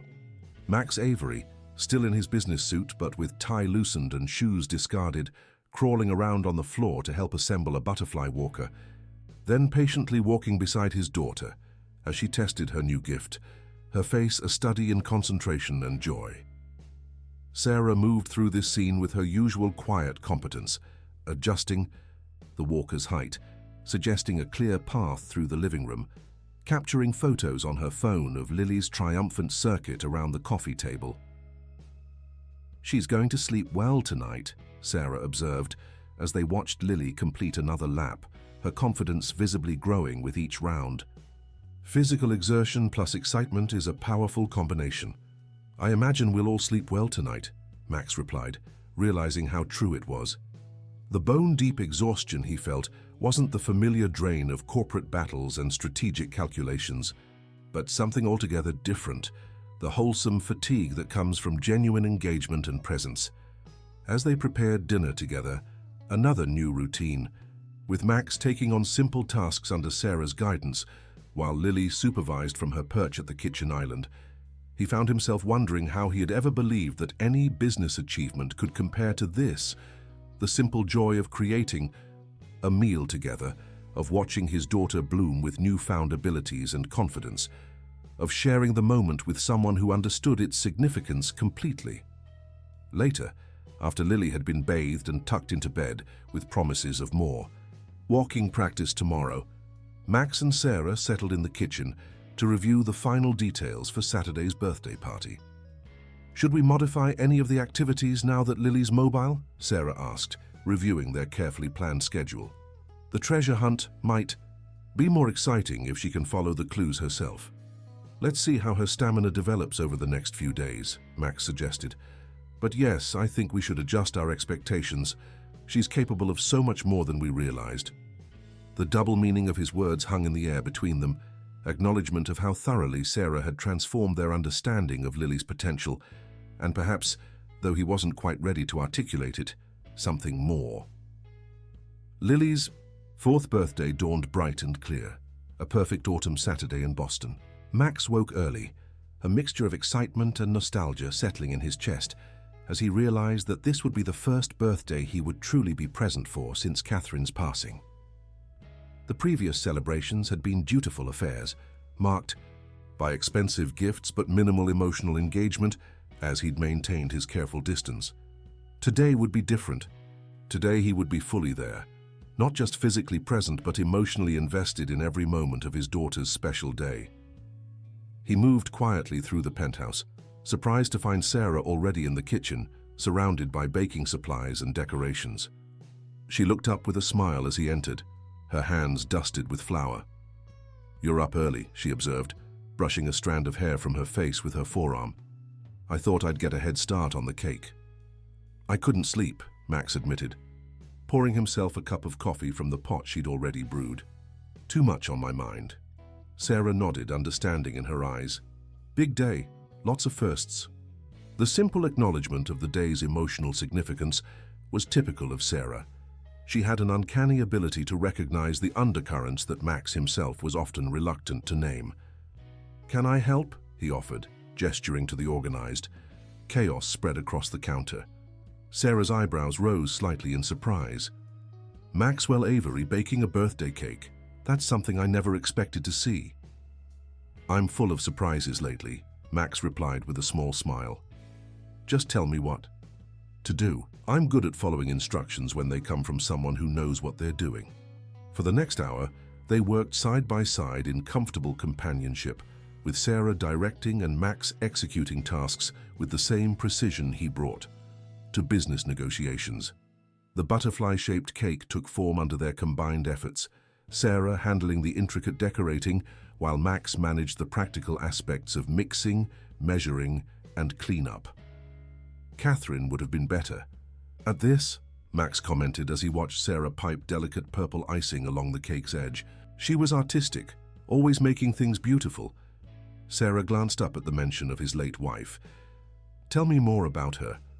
What would she have done for Lily's birthday?" The question opened something in Max, a door to memories he usually kept firmly closed. She would have gone all out, not with money but with creativity.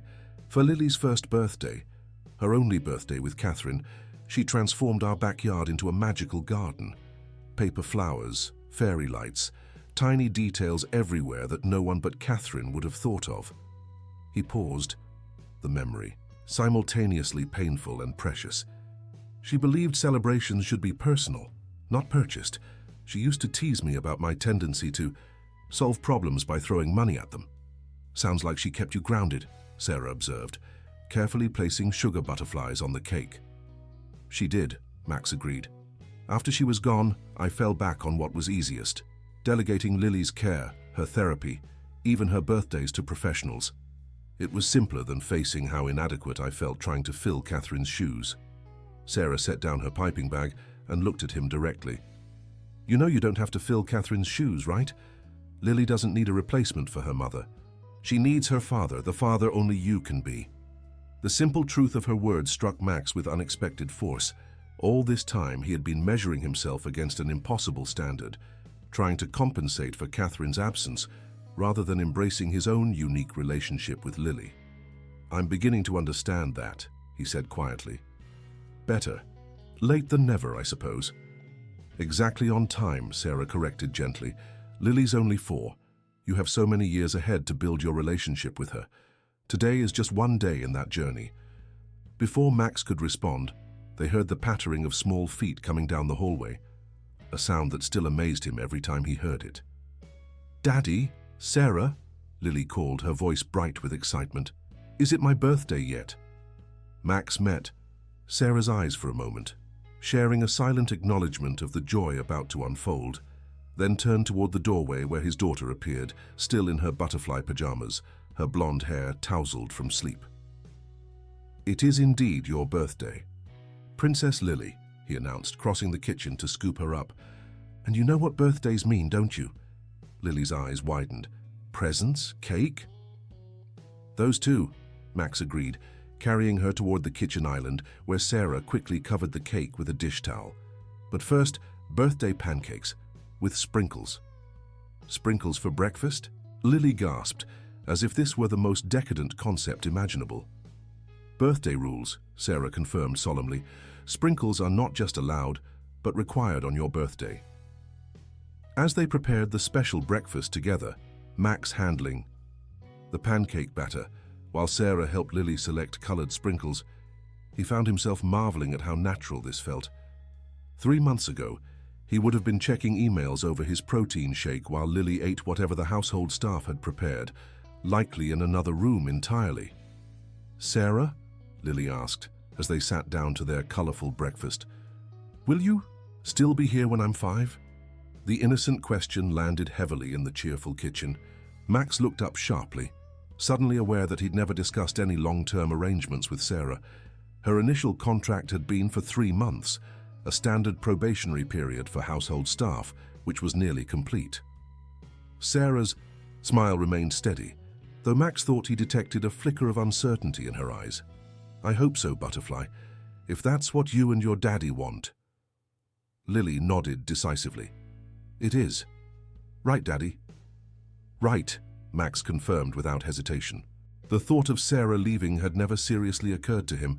She had become so integral to their lives that imagining the penthouse without her was impossible. "Sarah isn't going anywhere." The relief in Lily's expression made Max realize how significant this reassurance was to his daughter. Despite her remarkable progress, she was still a child who had experienced profound loss.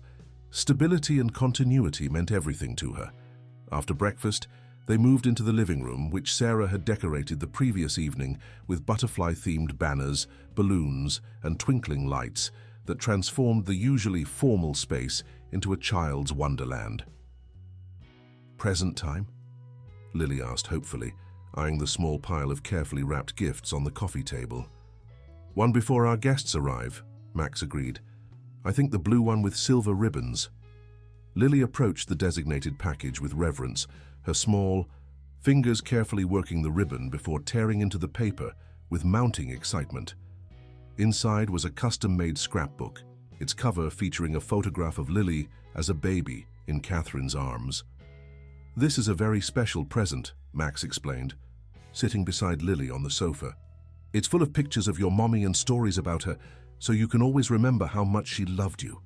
Lily's expression grew solemn as she opened the book, running her fingers over the first page where Catherine smiled radiantly, holding newborn Lily against her chest.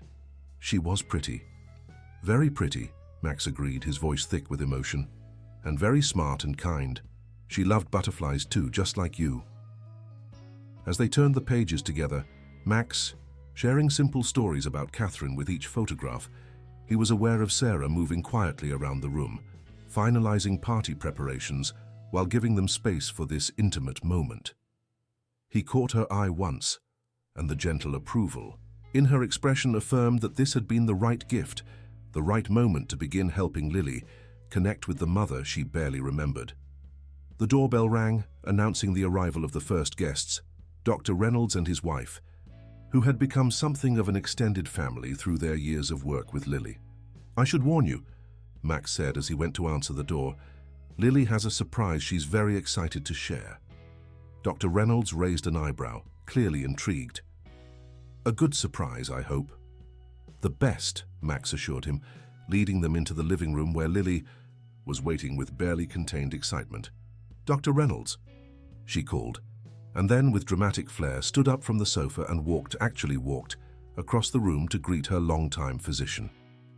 The doctor's professional composure cracked as he watched his patient of 3 years moving independently toward him, her steps still wobbly but unmistakably confident. "Lily," he breathed, dropping to one knee to meet her at eye level. "Look at you." "My legs woke up," Lily informed him seriously. "They were just being shy before."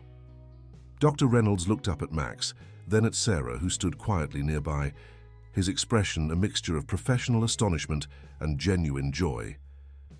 "This is remarkable. The progress since we saw you on Tuesday is extraordinary." "She's been practicing constantly," Sarah explained. "Once she got her confidence, there was no stopping her." The doctor shook his head in amazement. "In 30 years of pediatric rehabilitation, I've rarely seen such a dramatic turnaround.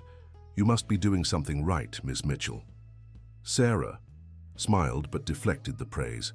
Lily did all the hard work. She just needed the right motivation and a little patience. As more guests arrived, a few colleagues from Avery Innovations with children Lily's age, neighbors from the building, Lily's favorite librarian from their weekly story hour visits, the party took on a life of its own. Children scattered throughout the usually pristine penthouse, engaged in butterfly-themed games that Sarah had organized with meticulous attention to detail. Max found himself fully immersed in the celebration, helping with the treasure hunt, serving cake, and documenting every moment of Lily's joy with photographs he knew he would cherish forever. Several times, he caught himself wondering what Catherine would think of this scene, their daughter walking, laughing, surrounded by friends in a home that finally felt alive again. She would be so proud, a voice said quietly beside him, as if reading his thoughts. Max turned to find Dr. Reynolds watching Lily as she carefully blew out the candles on her butterfly cake. "Of Lily?" Max asked. "Of both of you," the doctor clarified. "I've watched you struggle these past 3 years, Max. The transition from a couple to a single parent while dealing with Lily's condition, it hasn't been easy." Max nodded, acknowledging the understatement. "I made a lot of mistakes." "All parents do," Dr. Reynolds said kindly. "But not all parents have the courage to change course when something isn't working. You did." He glanced towards Sarah, who was helping Lily serve cake to her friends, "and you found someone who could show you another way." The observation lingered with Max as the party continued, a subtle shift in his perception of the journey they had been on. He had been viewing Sarah primarily as Lily's caregiver, the person who had miraculously helped his daughter walk. But Dr. Reynolds was right. She had done something equally significant for him. She had shown him how to be the father Lily needed, not by telling him what to do, but by demonstrating what was possible when you approached a child with patience, creativity, and unconditional acceptance. As the party wound down and guests began to leave, Max found himself increasingly aware of Sarah's presence, the quiet efficiency with which she managed the cleanup, the genuine warmth in her interactions with Lily's friends, the subtle ways she anticipated needs before they were expressed. She had transformed not just his daughter's life, but the entire household, infusing it with a spirit that had been missing since Catherine's passing. "Daddy, can we show everyone my special butterfly walk?" Lily asked, tugging at his hand to reclaim his attention. "Of course," Max agreed, allowing himself to be pulled to the center of the living room where the remaining guests gathered in a circle. Sarah brought out Lily's butterfly walker, now decorated with streamers for the occasion, and positioned it at one end of the room. "Ready for your grand finale, birthday girl?" Lily nodded, her expression serious as she gripped the handles of her walker. The room fell silent as she began her careful journey across the floor, each step deliberate and determined. Halfway across, she did something she had never attempted before. She released one hand from the walker, then the other, standing independently for a moment before continuing forward with small, unassisted steps. The assembled guests broke into spontaneous applause as Lily completed her walk directly into Max's waiting arms. He lifted her high, his heart so full it felt like it might burst. "That was amazing, Lily," he said, his voice thick with emotion. "When did you practice that?" "Sarah helped me," Lily explained, breathless with pride. "It was going to be your surprise too, but I couldn't wait." Max looked over Lily's shoulder at Sarah, who was watching them with a smile that conveyed both pride and something softer, more vulnerable. Their eyes met across the room, and in that moment, Max felt something shift between them, an acknowledgement of the bond that had formed, not just through their shared care of Lily, but through the journey they had taken together these past months. After the last guest departed and Lily finally succumbed to birthday exhaustion, falling asleep amid her new presents, Max and Sarah found themselves alone in the kitchen, putting away the last of the party supplies. "Thank you," Max said simply, the words inadequate for what he wanted to express. Today was perfect. Everything. Lily deserved and more. Sarah smiled, closing the cabinet on the last of the clean dishes. "She's an easy child to celebrate, so full of joy and resilience." "Because of you," Max said, leaning against the counter. "You brought that out in her when no one else could." Sarah shook her head slightly. "It was always there, Max. She just needed someone to see it and reflect it back to her." She paused, then added softly, "Children become what they are repeatedly told they are. If we focus constantly on what they can't do, they internalize that limitation.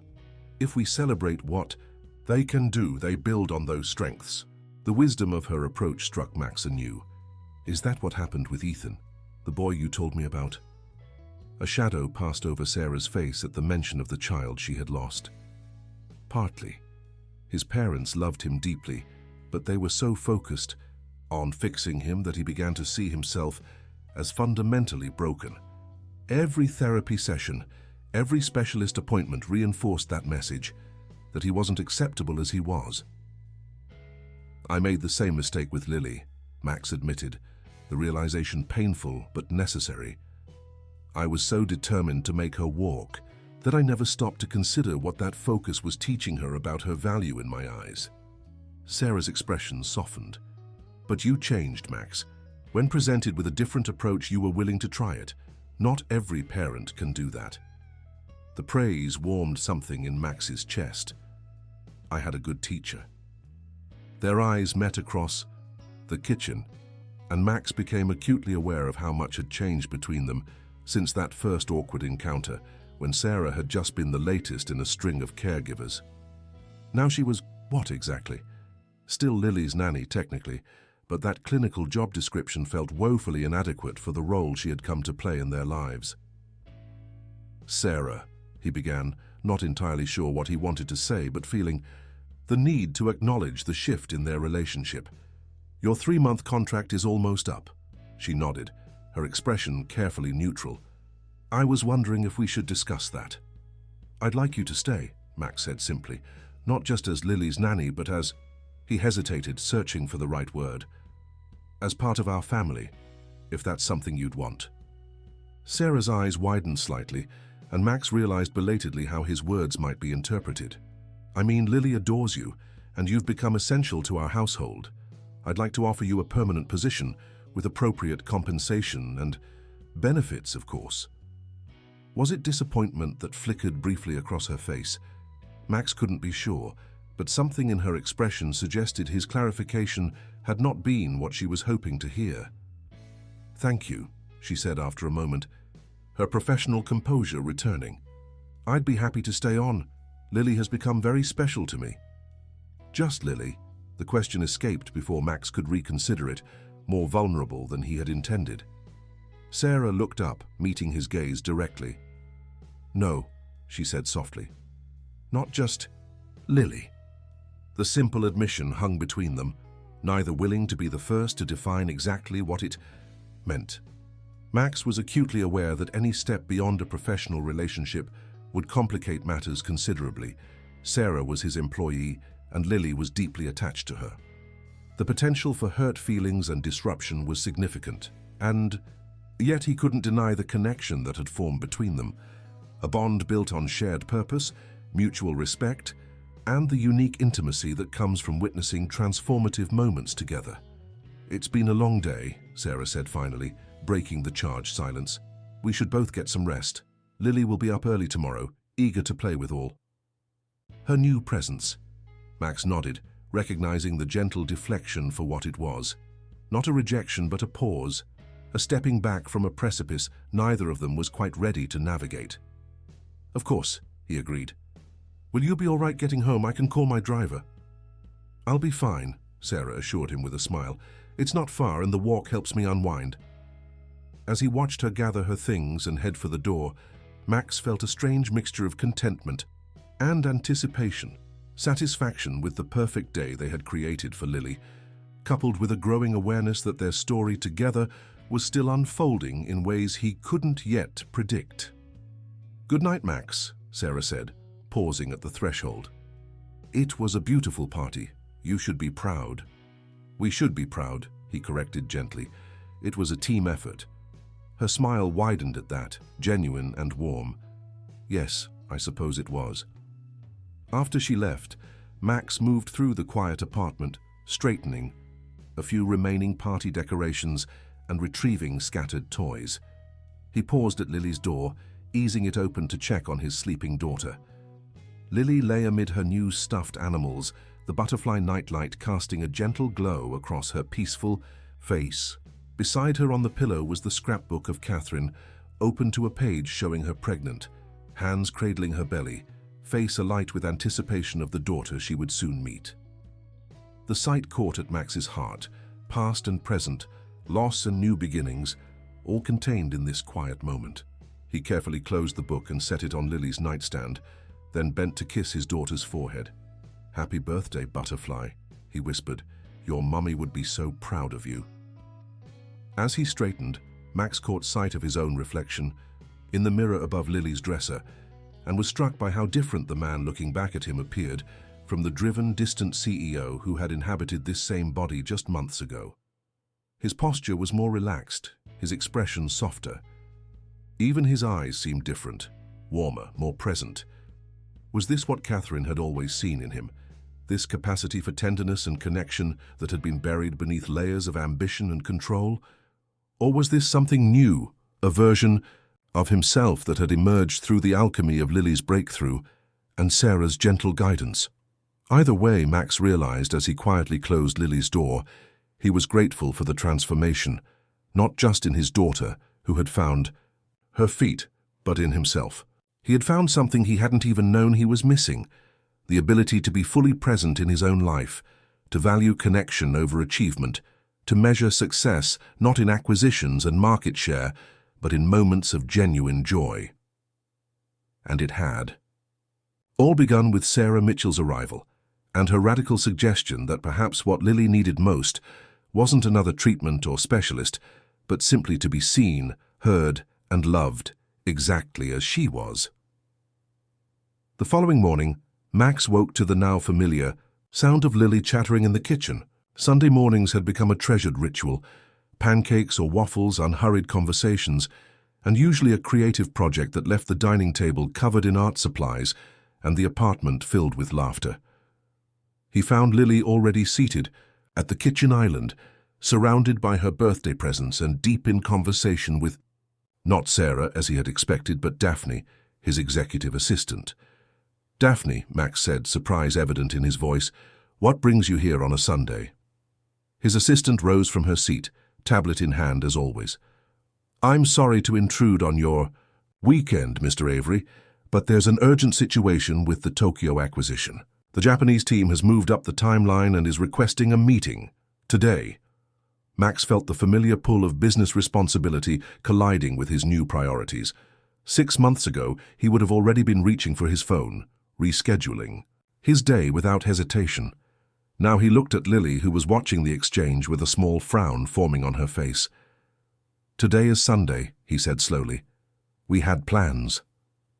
"The garden," Lily reminded him, her voice small but determined. "You promised. We'd go to the butterfly garden at the museum for my birthday weekend." Daphne's expression was sympathetic but firm. "I understand, sir, but the Nakamura Group is insistent. This is a $200 million acquisition, and they've made it clear that if we don't meet today, they'll entertain other offers." The stakes were significant. The Tokyo expansion represented a major strategic move for Avery Innovations, one Max had been personally orchestrating for months. The potential loss would impact not just the company's growth trajectory, but also the jobs of hundreds of employees who were counting on this new market. "Where's Sarah?" Max asked, looking around as if his daughter's nanny might materialize, with a solution to this impossible dilemma. "It's her day off," Lily informed him matter-of-factly. "She doesn't come on Sundays unless it's special." Of course, in his mental recalibration of their household routine, Max had forgotten this basic fact. Sundays were his and Lily's day together by design. That had been Sarah's suggestion weeks ago, a dedicated father-daughter day without her presence as a buffer or facilitator. Max ran a hand through his hair, the weight of competing responsibilities pressing down on him. "Daphne, can we push the meeting to this evening after Lily's bedtime?" His assistant shook her head regretfully. "They're 13 hours ahead, sir. They specifically requested 11 a.m. our time, which is midnight in Tokyo. Their CEO is making a special accommodation to be present." Max looked at Lily, whose expression had shifted from disappointment to resignation, a look no 4-year-old should have mastered so thoroughly. It was the face of a child who had learned repeatedly that business would always take precedence over promises made to her. In that moment, something crystallized in Max's mind, a clarity of priority that had been building for months, but only now solidified into absolute certainty. "Please inform the Nakamura group that I am unavailable today due to a prior family commitment," he said, his voice calm but firm. "Offer them tomorrow morning at 6 a.m. our time, or suggest that Todd can represent me at today's meeting with my full authority to negotiate within the parameters we've already established." Daphne stared at him, clearly shocked by this unprecedented response. "Mr. Avery, with all due respect, this acquisition is your personal project. The board specifically wanted your direct involvement in the final negotiations."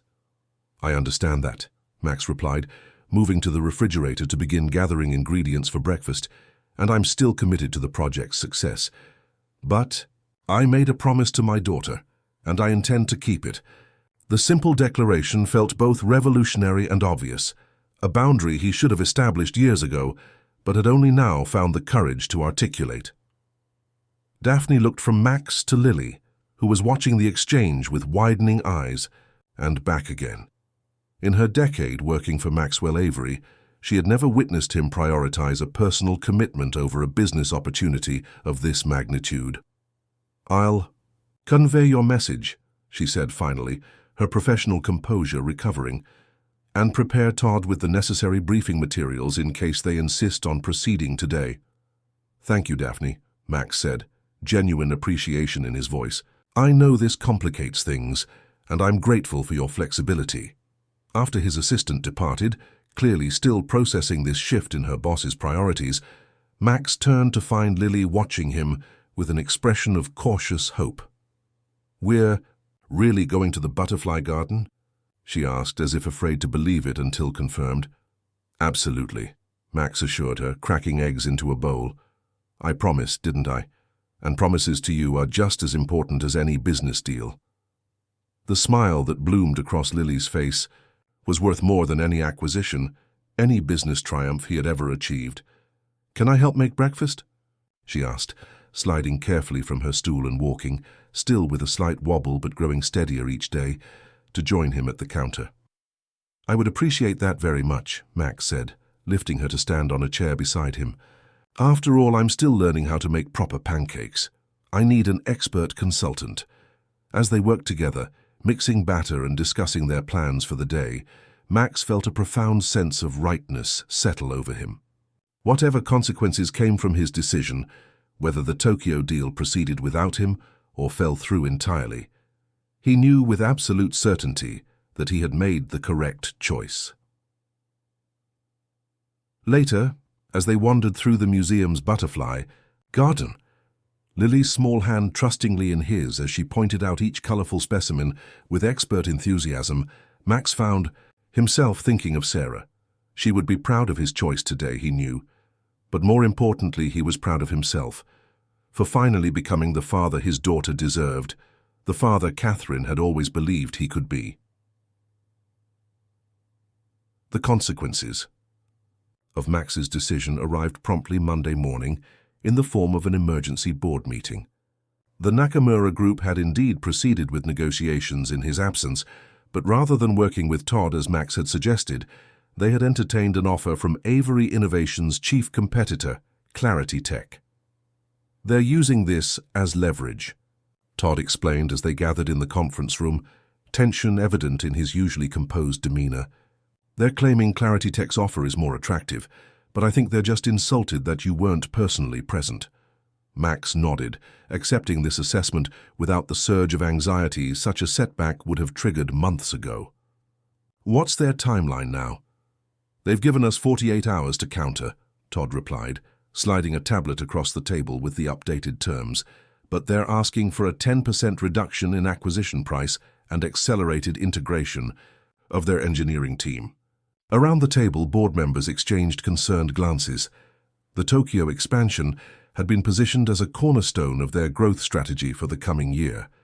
Any delay or complication would impact not just finances, but investor confidence as well.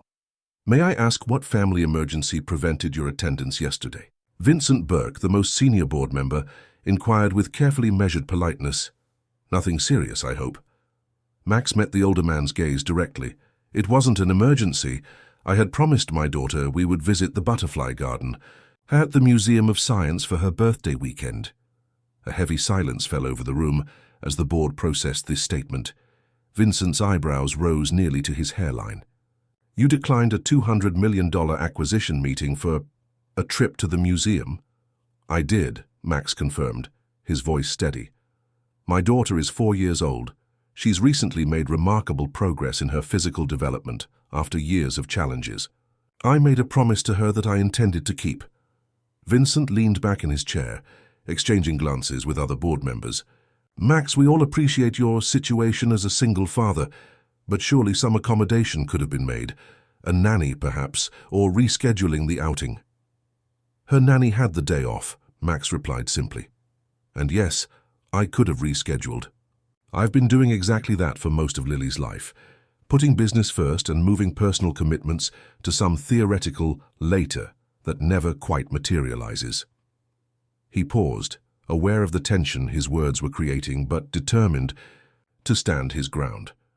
I've recently realized that approach was failing both my daughter and myself.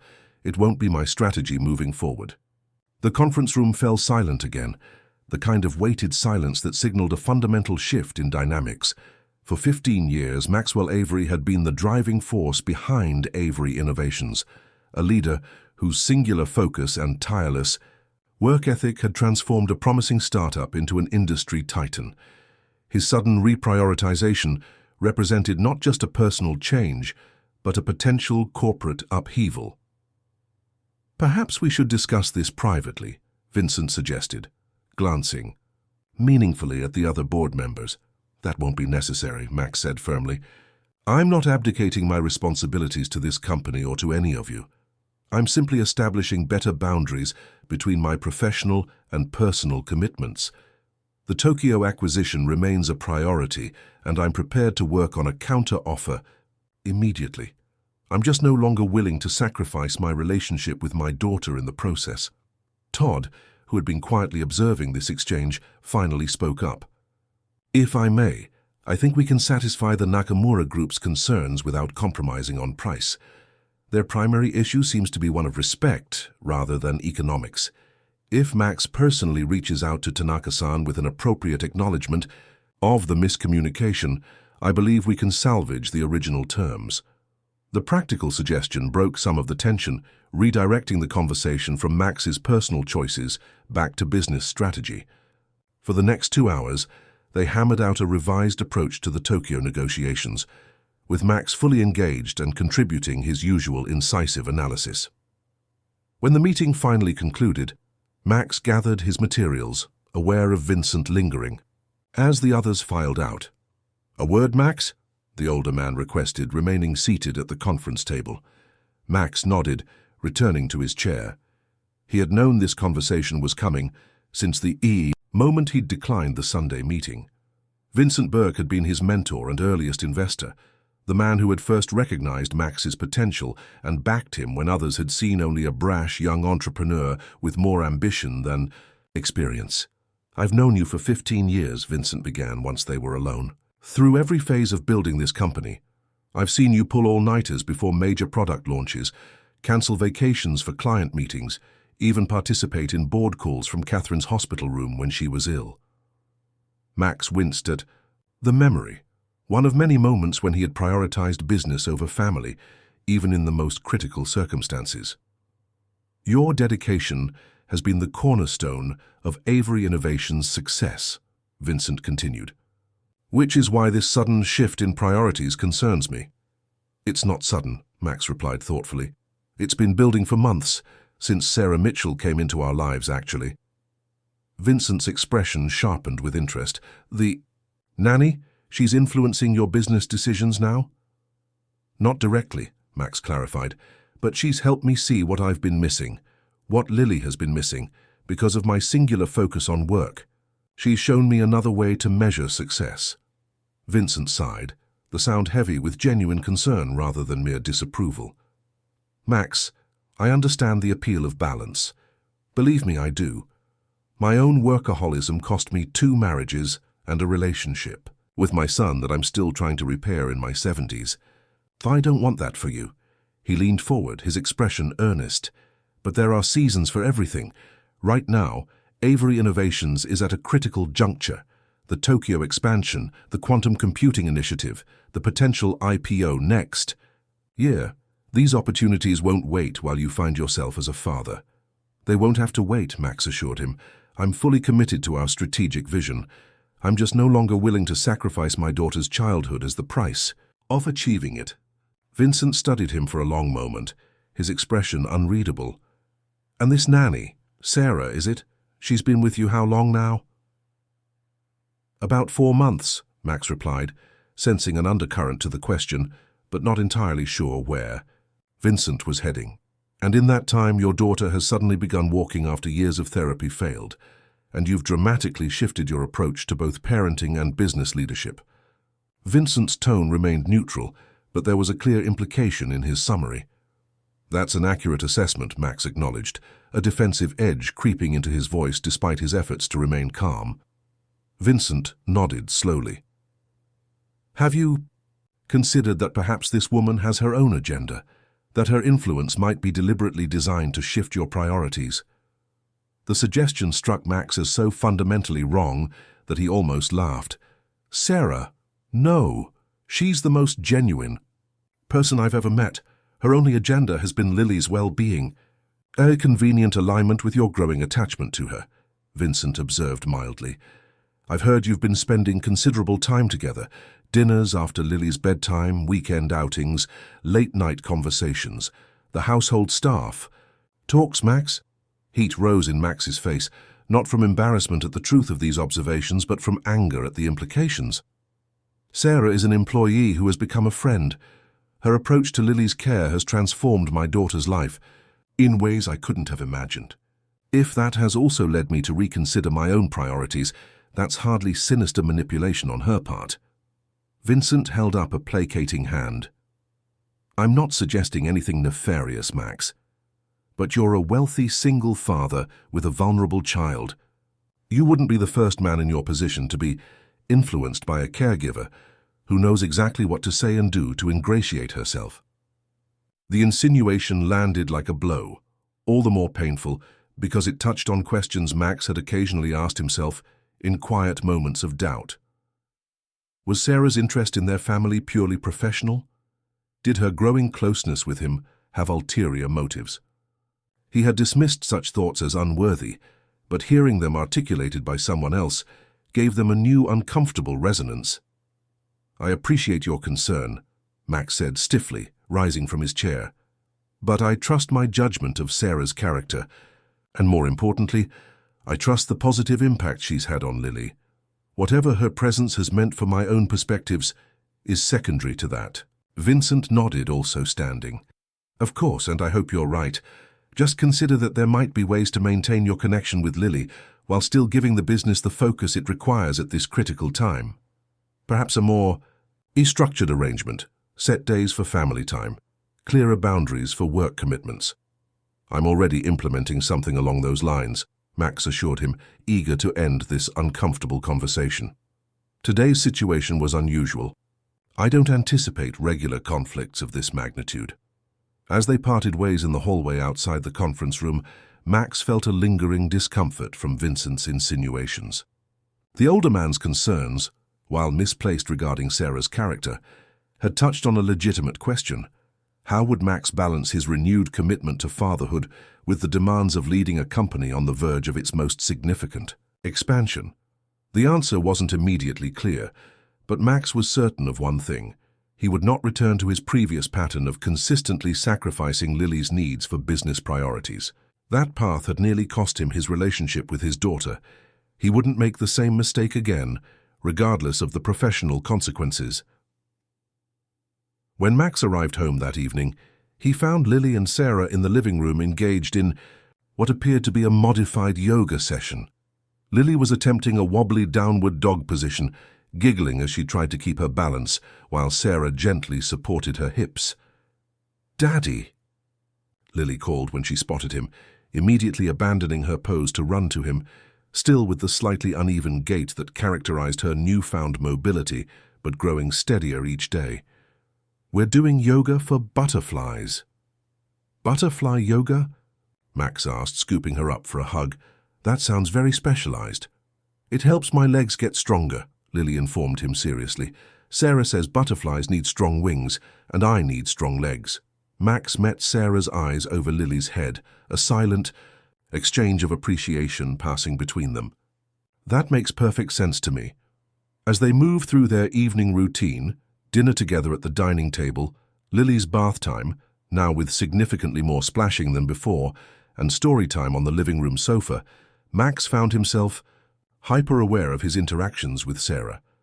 Vincent's insinuations, though unwelcome, had planted a seed of self-consciousness that made him question every smile, every casual touch, every moment of easy companionship between them.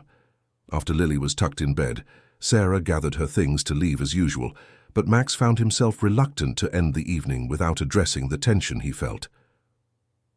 "Would you stay for a few minutes?" he asked. "There's something I'd like to discuss." Sarah studied his face, clearly sensing his unease. "Of course.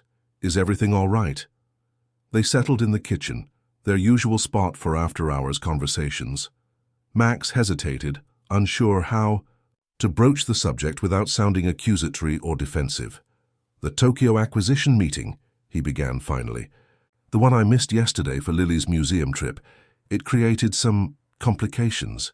Sarah nodded, her expression concerned but not surprised. "I imagined it might. Business rarely accommodates personal priorities without a fight." "The board wasn't pleased," Max continued. "Particularly Vincent Burke, my longest-standing mentor and advisor. He had some observations about recent changes in my approach to work-life balance." Sarah's eyes narrowed slightly as she caught his meaning. "Observations about me, you mean?" Max nodded, uncomfortable but determined to be transparent. "He suggested that your influence might be deliberately aimed at shifting my priorities away from business concerns." Rather than the defensiveness or hurt he had half expected, Sarah's reaction was a soft, understanding smile. "That's a natural concern for someone who's known you primarily as a driven businessman. From his perspective, I probably do look like a disruptive influence." Her calm response eased some of Max's tension. "I defended your character, of course, but it did make me realize we should discuss how to navigate these waters going forward. I meant what I said to the board. I'm not willing to return to putting business before Lily at every turn, but I also can't simply abandon my responsibilities to the company." Sarah nodded thoughtfully. "Balance is always the hardest path, isn't it? Not the all-or-nothing extremes, but the daily practice of making conscious choices about what matters most in each moment." "Exactly," Max agreed, relieved by her understanding. "And I want to be clear, I don't regret choosing the butterfly garden yesterday. Not for a second. Seeing Lily's face as she wandered through that exhibit was worth any business complication." "But?" Sarah prompted gently, sensing his hesitation. "But I need to find a way to make these choices sustainable," Max admitted. "To create a structure that allows me to be present for Lily while still fulfilling my professional obligations." Sarah considered this for a moment, her expression thoughtful. "What if we created a more formal schedule? Protected blocks of time for family that are truly non-negotiable, balanced with dedicated work periods where you can focus completely on business without feeling pulled in two directions." The suggestion was practical and measured, exactly the kind of balanced approach Max had come to expect from Sarah. That could work. And perhaps we should be more strategic about which family commitments truly require my presence versus those where you could step in if an unavoidable conflict arises. As they discussed the details of this new approach, Max felt his earlier discomfort dissipating. This was Sarah, thoughtful, practical, genuinely invested in what was best for both him and Lily. Vincent's insinuations seemed increasingly misplaced in the face of her reasonable and supportive response. "There's something else," Max said, as their conversation wound down. "Something I've been considering for a while now." Sarah looked up, curiosity in her eyes. "I'm thinking about stepping back from the CEO position," Max said, the words feeling both terrifying and liberating as he spoke them aloud for the first time. "Not immediately, but over the next year or so. Todd is more than capable of taking over day-to-day operations. I could transition to executive chairman, focusing on strategic direction rather than operational management. Sarah's eyes widened, with surprise. That's a significant change, Max, are you sure? Not entirely, he admitted with a small smile. It's just a possibility I'm exploring. But watching Lily these past months, seeing how quickly she's growing, how much I've already missed, it's made me realize that these years won't come again. Once they're gone forever. Sarah nodded, understanding in her eyes. That's true, but it's also true that you've built something remarkable with Avery Innovations. Finding the right balance doesn't necessarily mean abandoning that achievement. Her response surprised Max. He had half expected enthusiastic support for a decision that would allow him more time with Lily. Instead, she was encouraging him to consider the full picture, to value his professional accomplishments alongside his role as a father. You're right, he acknowledged. It's not an either-or proposition. I need to find a path that honors both aspects of my life. As Sarah gathered her things to leave, Max found himself watching her with renewed appreciation. Vincent's concerns now seemed not just misplaced but almost laughable. Far from manipulating him toward abandoning his business responsibilities, Sarah was actively encouraging him to find a sustainable balance that respected all dimensions of his life. Thank you, he said as he walked her to the door. For everything you've brought to our lives. Lily's progress, of course, but also perspective, balance, a kind of wisdom I didn't know I was missing. Sarah's smile held a warmth that made something tighten in Max's chest. That's kind of you, to say, but the truth is, you already had everything you needed, Max. You just needed permission to prioritize differently, and that permission could only ever come from yourself. After she left, Max found himself drawn to Lily's room, quietly, opening the door to check on his sleeping daughter. She lay peacefully amid her stuffed animals, one arm wrapped around the special butterfly plush he had bought her at the museum yesterday, a tangible reminder of the choice he had made and would make again without hesitation. Max's phone buzzed, with a message from Todd, an update on the Tokyo negotiations. The crisis was manageable. The personal call Max had made to Tanaka-san that afternoon had smoothed ruffled feathers, and they were back on track with only minor concessions required.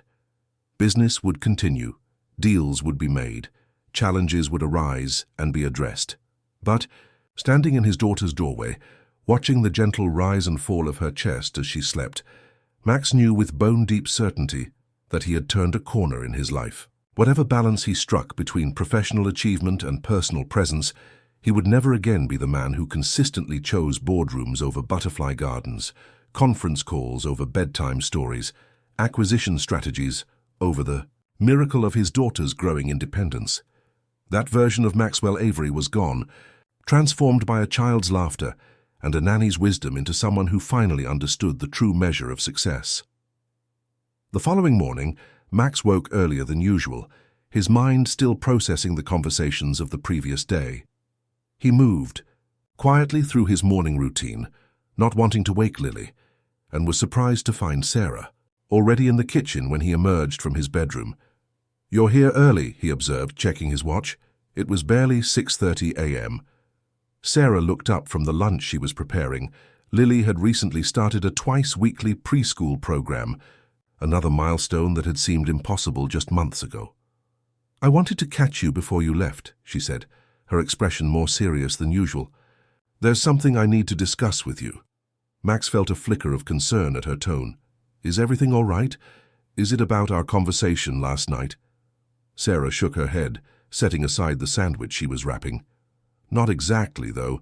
It is related in a way." She took a deep breath as if gathering courage. "I need to be completely honest with you about something, Max. Something I should have told you from the beginning." Max felt his body tense, Vincent's warnings suddenly echoing in his mind despite his best efforts to dismiss them. "What is it?" "It's about Ethan," Sarah said softly. "The boy I told you about, who was in a similar situation to Lily." Max nodded, remembering the story she had shared about the child who had passed away after his parents dismissed her concerns about his treatment regimen. "I wasn't just his nanny," Sarah continued, her eyes meeting Max's directly.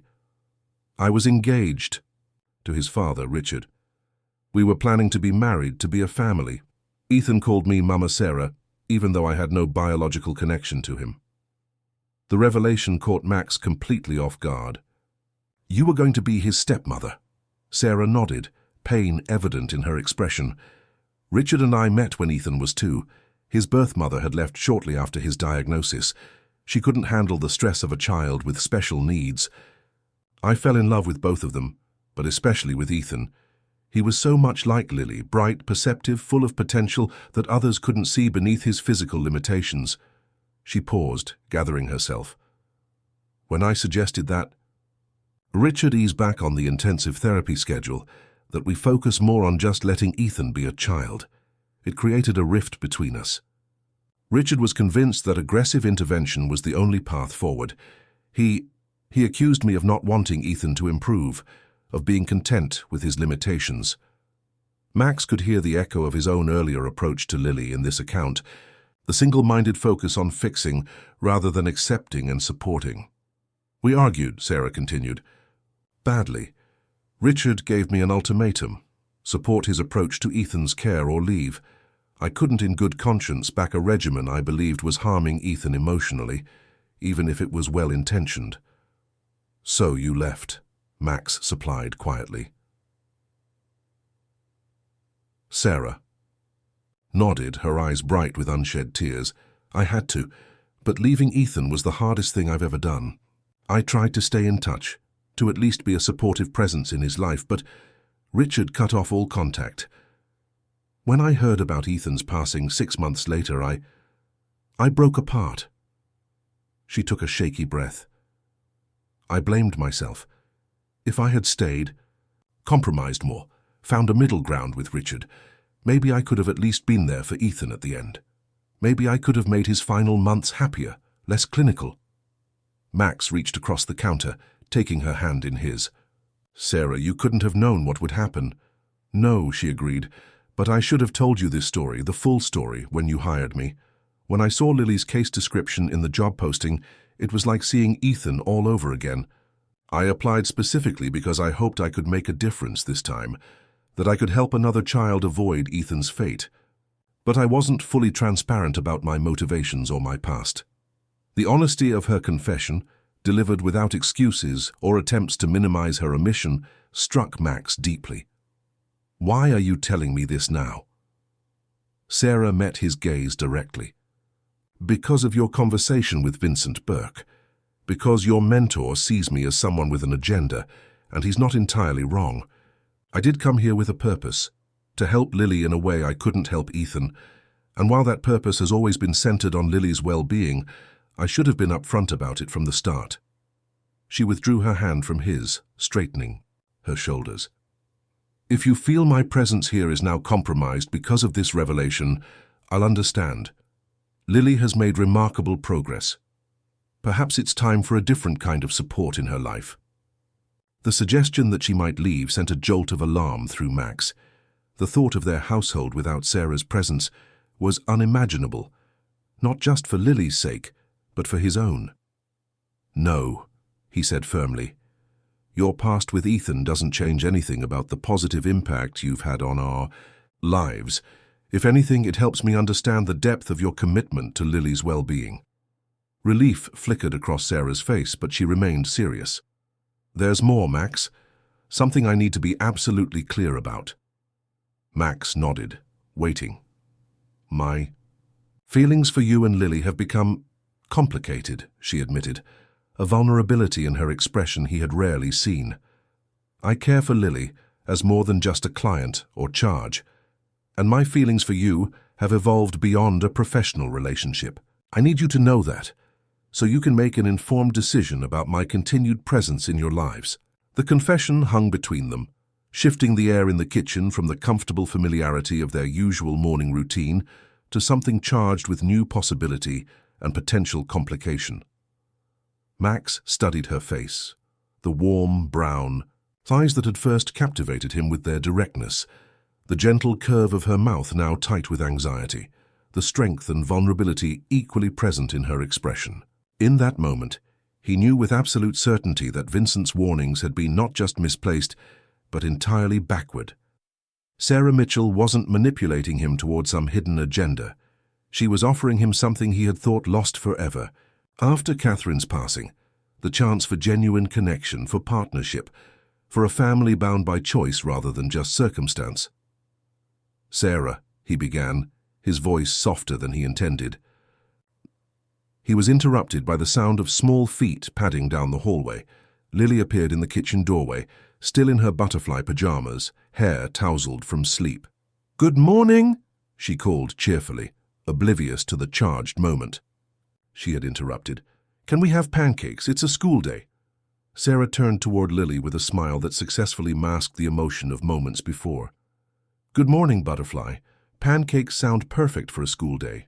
As they moved through the familiar morning routine, pancakes shaped like butterflies, Sarah's were artful, Max's charmingly lopsided. Lily's excited chatter about her preschool friends, the careful selection of which stuffed animal would accompany her to school today. Max found himself watching Sarah with new awareness. The revelation of her past with Ethan explained so much about her approach to Lily. The infinite patience, the emphasis on joy over progress, the deep commitment to seeing Lily as complete rather than broken. It wasn't just professional skill, but hard-won wisdom born from personal loss. And her confession about her feelings for him, that would require careful consideration. Not because Max didn't share those feelings. He did, with an intensity that sometimes startled him, but because the stakes were so high. Lily adored Sarah. Their household had found a balance that worked beautifully. Any shift in dynamics carried the risk of disruption if things didn't work out. Yet as he watched Sarah help Lily prepare for school, the gentle way she guided Lily's arms into her jacket, the patient responses to Lily's stream of consciousness, questions, the genuine delight she took in each small triumph of independence, Max found it increasingly difficult to imagine their future without her as an integral part of it. The question wasn't whether Sarah belonged in their lives. That seemed increasingly obvious with each passing day. The question was what form that belonging should take, and whether Max was ready to risk the comfortable stability they had achieved for the possibility of something deeper, more complex, and potentially even more rewarding. As Sarah gathered Lily's backpack and prepared to take her to preschool, she caught Max's eye across the kitchen. Something passed between them, an acknowledgement of the conversation they had begun and would need to continue, a recognition that they stood at a crossroads that would shape all their futures. "We'll talk more later?" Max asked quietly as Lily skipped ahead to the elevator. Sarah nodded, her expression a mixture of apprehension and hope. "Later," she agreed, "after I drop Lily at school." As the elevator doors closed behind them, Max remained in the kitchen, surrounded by the evidence of their shared life. Lily's half-eaten pancake, Sarah's neatly organized lunch preparations, his own coffee cup beside hers on the counter. For a man who had built his career on decisive action and strategic risk-taking, he now faced perhaps the most consequential decision of his life. And for once, no amount of market analysis or projected outcomes could guide him. This choice would have to be made with his heart rather than his head, a territory where Maxwell Avery had far less confidence in his expertise. The hours after Sarah and Lily left for preschool stretched before Max like an unexpected gift. Time to think, to process, to decide. He had cleared his morning calendar in anticipation of the Tokyo negotiations, but Todd's message late the previous night had confirmed that crisis was temporarily averted. The reprieve left Max with a rare empty space in his typically overscheduled life. Instead of filling it with work as he would have done in the past, Max found himself drawn to a box he had kept sealed in his home office closet since Catherine's passing.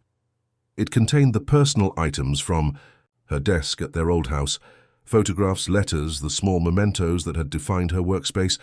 Max had packed them away during those dark days after the accident, unable to face the tangible reminders of all he had lost. Now, sitting on the floor of his office with the open box before him, Max carefully lifted out a framed photograph of Catherine holding newborn Lily, her face radiant with exhausted joy. Beside it was a smaller frame containing a note in Catherine's distinctive handwriting, a quote she had kept on her desk throughout their marriage. Success is liking yourself, liking what you do and liking how you do it. Maya Angelou's words had been Catherine's personal measure of achievement, so different from the metrics of profit margins and market share that had guided Max's own definition. As he continued exploring the box, Max discovered Catherine's journal, a leather-bound book he had given her on their first anniversary. He hesitated, feeling like an intruder in her private thoughts, but something compelled him to open it. Inside, on the last page she had written on before the accident, was an entry about Lily's development, her concerns about the toddler's reluctance to walk, and a final paragraph that caught Max's breath. Max is so focused on finding a medical explanation, a problem to solve. I'm trying to help him see that sometimes children move at their own pace, that Lily might just need patience and presence, more than specialists and schedules. He loves her so fiercely, but his love looks like action, like fixing, like doing. I hope someday he learns that love can also look like stillness, like acceptance, like simply being there without an agenda. That's what Lily needs from him, not just his brilliant solutions but his quiet presence. The words struck Max with the force of revelation. Catherine had seen then what it had taken him years, and Sarah's gentle guidance to understand. His late wife and the woman who had transformed their lives shared a fundamental wisdom about parenting, about love, about what truly mattered in raising a child. What would Catherine think about Sarah? About the feelings developing between them? About the potential shift in their family dynamic? As if in answer, Max found a letter tucked into the back of the journal, sealed, addressed to him in Catherine's handwriting, with a note on the envelope, "For Max if something happens to me, about Lily's future." With trembling fingers, Max opened the envelope, unfolding pages written in the familiar hand he had thought he would grow old, seeing on grocery lists and birthday cards.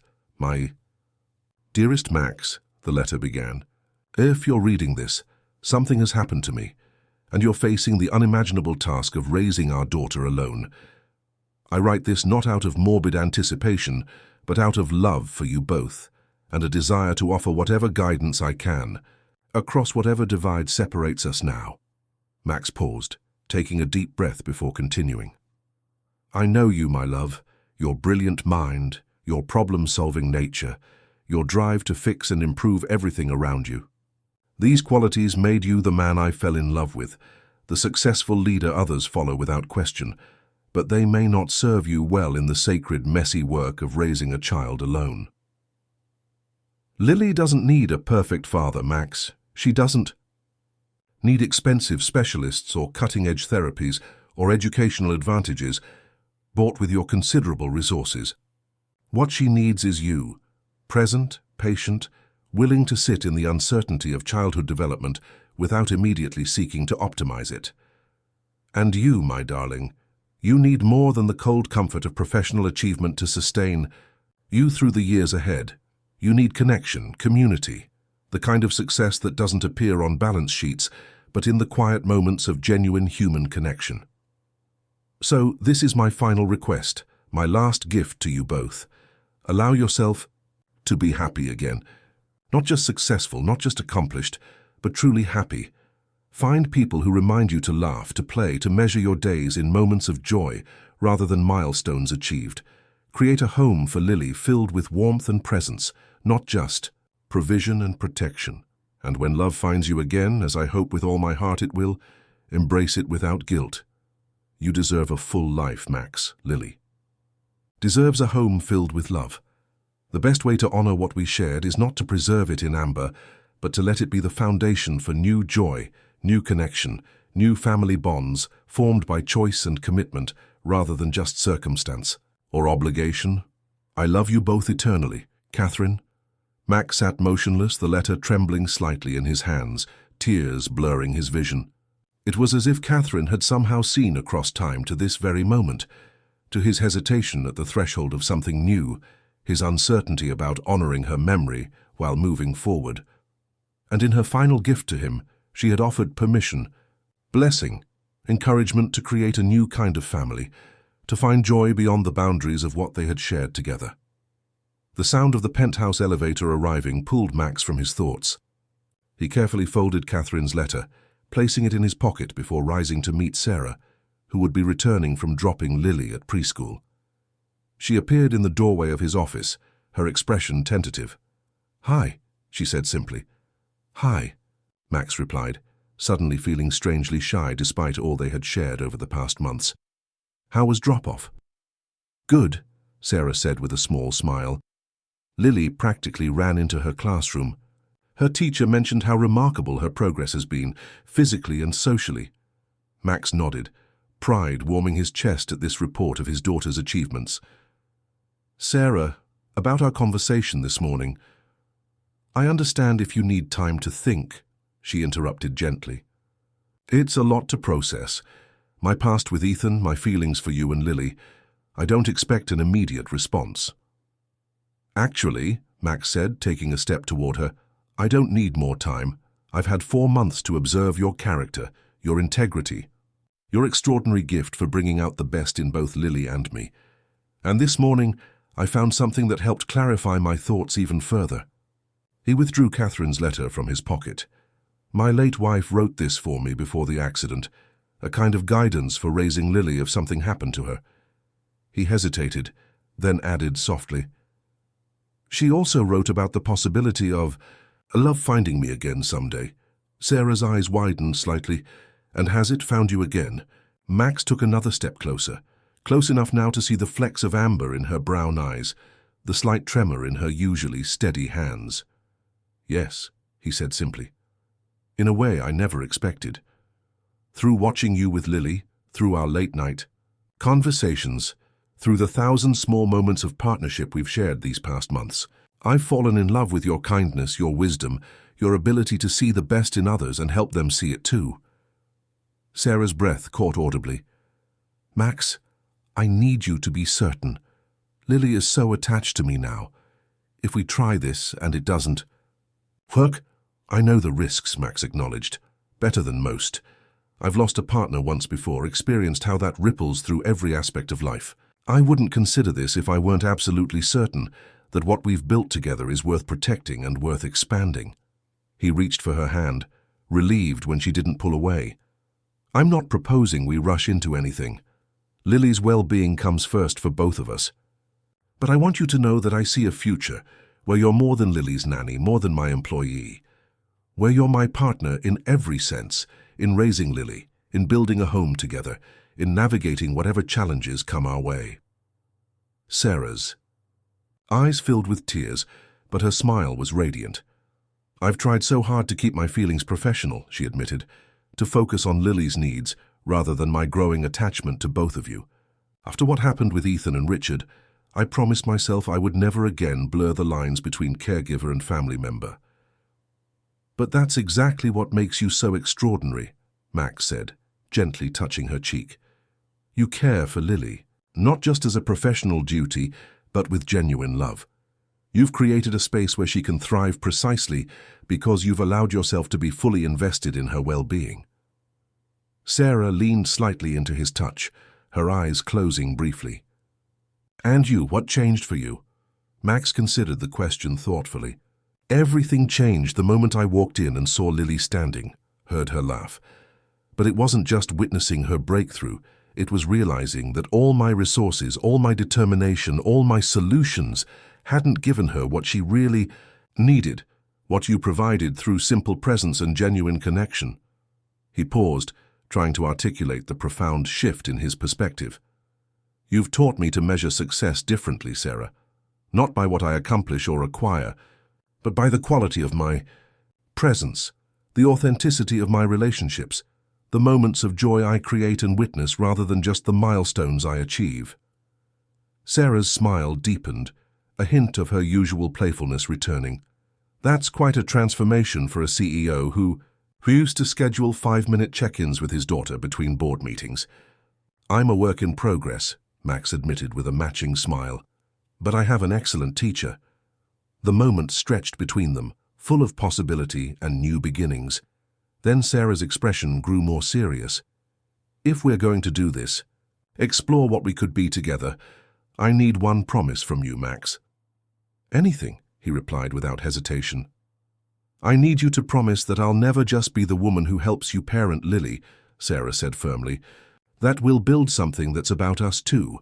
Our connection, our partnership, not just our shared love for her.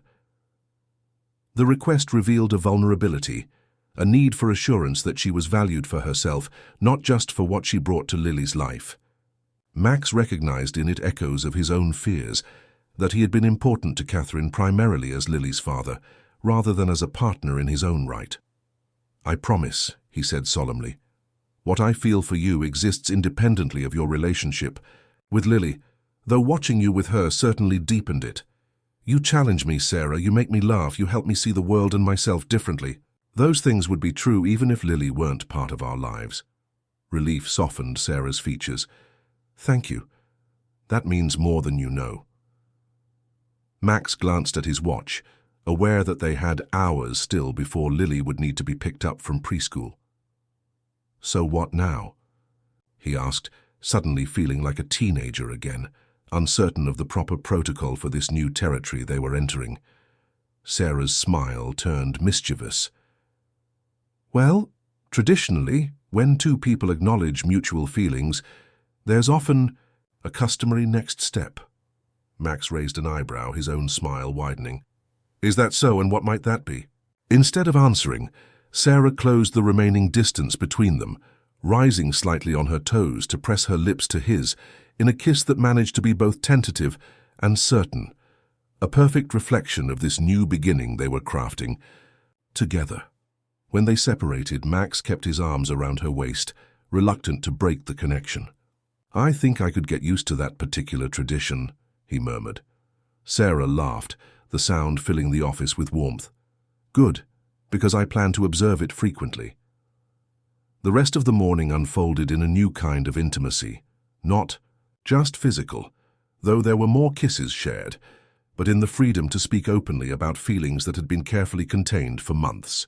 They talked about practical considerations, how and when to introduce this evolution in their relationship to Lily, the importance of maintaining stability in her routine while allowing their connection to develop naturally, the potential complications of shifting from employer-employee to partners.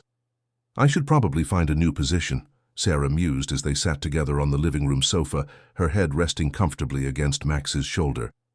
The power dynamic of me working for you while we're also exploring a personal relationship is problematic.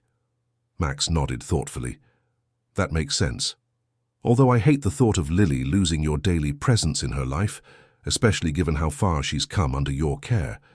I wouldn't disappear, Sarah assured him. We just need to transition carefully. Maybe I could work with her part-time while we introduce the idea that my role is changing, and I've been thinking about opening a small practice working with other children facing similar challenges to Lily's, using play therapy and child-led approaches rather than traditional medical interventions. The idea lit something in Max's entrepreneurial mind. That's brilliant, Sarah. There must be so many families struggling with similar situations, looking for alternatives to conventional therapies. Sarah smiled at his enthusiasm. It's just an idea at this stage. I'd need to finish my master's, degree in child development, secure appropriate certification, find a suitable location. All things I could help with, Max said, already mentally calculating startup costs and potential business models before catching himself with a laugh. And there I go again, immediately jumping to solutions and action steps. Old habits. Sarah squeezed his hand. It's who you are, Max. Your drive to build and solve is part of what makes you extraordinary. I wouldn't want you to lose that. Just to balance it with other ways of engaging with the world. Her acceptance, not just tolerance, but genuine appreciation of his fundamental nature, while gently encouraging growth, struck Max as the essence of what had been missing in his life since Catherine's passing. Not someone to replace his late wife, but a new partner who could see him clearly, love him authentically, and walk beside him as they built something neither had imagined possible when Sarah first entered their lives. We should pick Lily up together today, Max suggested as the morning drifted toward afternoon. Not to explain anything yet, but just to start creating moments where we're both present as a unit, rather than in our separate roles. Sarah nodded agreement. Small steps, She's perceptive enough that she's probably already sensed the connection between us, but we should be thoughtful about how we frame this evolution. They arrived at the preschool together, standing side by side as Lily's class was dismissed. The moment Lily spotted them both waiting, her face transformed with delight, and she actually ran, though still with her distinctive uneven gait, across the playground toward them. "Daddy! Sarah! You're both here!" she exclaimed, throwing her arms around Max's legs before turning to hug Sarah with equal enthusiasm. "We thought we'd surprise you," Max explained, lifting her up for a proper hug. "How was school today, Butterfly?" "Amazing," Lily declared, launching into an elaborate account of art projects, playground adventures, and the class pet hamster, who had apparently performed remarkable feats of acrobatics during free playtime. As they walked to the car together, Lily between them holding both their hands, occasionally lifting her feet to swing between them, Max caught Sarah's eye over their daughter's head. Not his daughter, but theirs, in all the ways that truly mattered. The silent acknowledgement passed between them, a promise of the family they were becoming not through biology or legal documents, but through choice, commitment, and love. The following weeks brought a careful choreography of transitions. Sarah, gradually reducing her hours as Lily's nanny, while increasing her presence as a personal part of their lives. Max implementing the balanced schedule they had discussed, creating protected family time alongside focused work periods. Together, they navigated the complex terrain of building a relationship while maintaining stability for Lily. Dr. Reynolds continued to monitor Lily's remarkable progress, eventually declaring her development entirely age-appropriate, a milestone that would have seemed miraculous just 6 months earlier. "Whatever you're doing," he told them during a follow-up appointment, "keep doing it. I've rarely seen such a complete turnaround in a case like Lily's." What they were doing, Max reflected as they left the doctor's office that day, was simply creating a home where Lily felt completely seen, completely loved, completely acceptable, exactly as she was. The physical progress had followed naturally from that emotional security, not through forced interventions, but through the safety to try, to fall, to get back up again without fear of disappointment or judgment. One evening, about 3 months, after their relationship had shifted from professional to personal, Max found Sarah and Lily in the living room, engaged in what appeared to be an impromptu dance party. Lily was twirling in circles, her movements confident and joyful, while Sarah clapped in rhythm to the music playing from the vintage record player. "Daddy," Lily called when she spotted him, "come dance with us. Sarah says you're getting better." "Is that it?" Max laughed, setting down his briefcase and loosening his tie. "High praise indeed. Let's see if I can live up to that reputation." As he joined them in their dance, moving with the kind of uninhibited joy he would never have allowed himself a year ago, Max caught Sarah watching him with a smile that held both amusement and deep affection. "What?" he asked, executing a deliberately ridiculous spin that sent Lily into peals of laughter. "Just thinking about how far we've all come," Sarah replied. "Lily with her walking, you with your dancing, me with—" She gestured vaguely at the apartment that had increasingly become her home as well as her workplace. "With finding a family again," Max suggested softly. Sarah's eyes brightened with emotion. "Yes, exactly that." Later that night, after Lily was asleep, they sat together on the balcony overlooking the Boston skyline, sharing a glass of wine and the comfortable silence of two people who no longer needed constant conversation to feel connected. "I have something for you," Max said finally, reaching into his pocket. "Not what you might be thinking," he added quickly, noting Sarah's momentary wide-eyed expression. "Though that conversation isn't far from my mind for the future." He handed her a small envelope. Inside was a key and a business card bearing the address of a storefront in Brookline, an upscale Boston neighborhood known for its excellent schools and family-friendly atmosphere. "What's this?" Sarah asked, examining the key with curiosity. "The future home of Butterfly Steps," Max explained, "a child-centered therapy practice specializing in non-conventional approaches to developmental challenges. If you want it, that is." Sarah stared at him, shock evident in her expression. "Max, I can't accept this. It's too much." "It's not a gift," he clarified quickly. "It's an investment in your vision. You've talked about wanting to help other children the way you helped Lily, about creating alternatives to the medical model that failed Ethan. I believe in that vision, Sarah. I believe in you." He took her hand, his expression earnest. "The space is leased, not purchased. I've set aside funding for initial renovations and startup costs, but the business plan, the therapeutic approach, the staffing, all of that would be entirely yours to determine. My only role would be as an initial investor, and possibly as a board member if you wanted that kind of input." Sarah's eyes filled with tears as she looked from the key to Max and back again. "You really think I could do this? Create something that would help other families avoid what happened with Ethan?" "I know you can," Max said with absolute certainty. "You transformed Lily's life, and mine, through your approach. Imagine how many other children could benefit from that same wisdom, that same patient presence and acceptance." Sarah was quiet for a long moment, turning the key over in her hands, as if weighing not just the opportunity but all it represented: professional autonomy, a chance to honor Ethan's memory through helping others, a path forward that balanced her personal relationship with Max and Lily alongside her own professional identity. "Yes," she said finally, her voice steady with conviction. "Yes, I want to do this. Not just for Ethan or for Lily, but for all the children caught in systems that see them as problems to solve rather than people to support." Max felt his chest tighten with pride and love. "I was hoping you'd say that. The space is available. Whenever you're ready to start planning. No pressure, no timeline, just possibility waiting for your vision to shape it." Sarah leaned in to kiss him, her gratitude and excitement palpable. "Thank you for believing in me," she whispered against his lips. "Always," Max promised, "the way you've always believed in Lily, in me, in what we could become together." 6.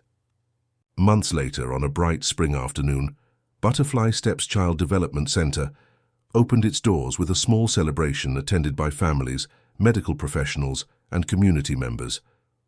Sarah stood at the entrance, radiant in a blue dress patterned with subtle butterfly motifs, welcoming visitors to the warm, inviting space she had created. The center embodied her philosophy: play areas designed to strengthen developing bodies, without feeling clinical, comfortable consultation rooms where parents could discuss concerns without judgment. A garden courtyard where children could connect with nature as part of their therapy. Every detail reflected Sarah's belief that healing happened through joy, acceptance, and gentle guidance, rather than forced intervention. Max watched from across the room as she knelt to speak with a young boy in a wheelchair, her expression open and engaged as she listened to whatever he was telling her with such animation.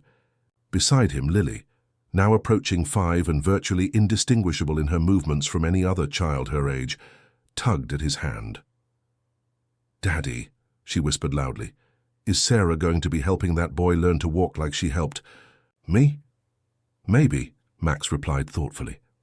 "Or maybe she'll help him discover other wonderful things he can do exactly as he is. That's the special magic Sarah has. She sees what each person needs most, even when they don't know it themselves."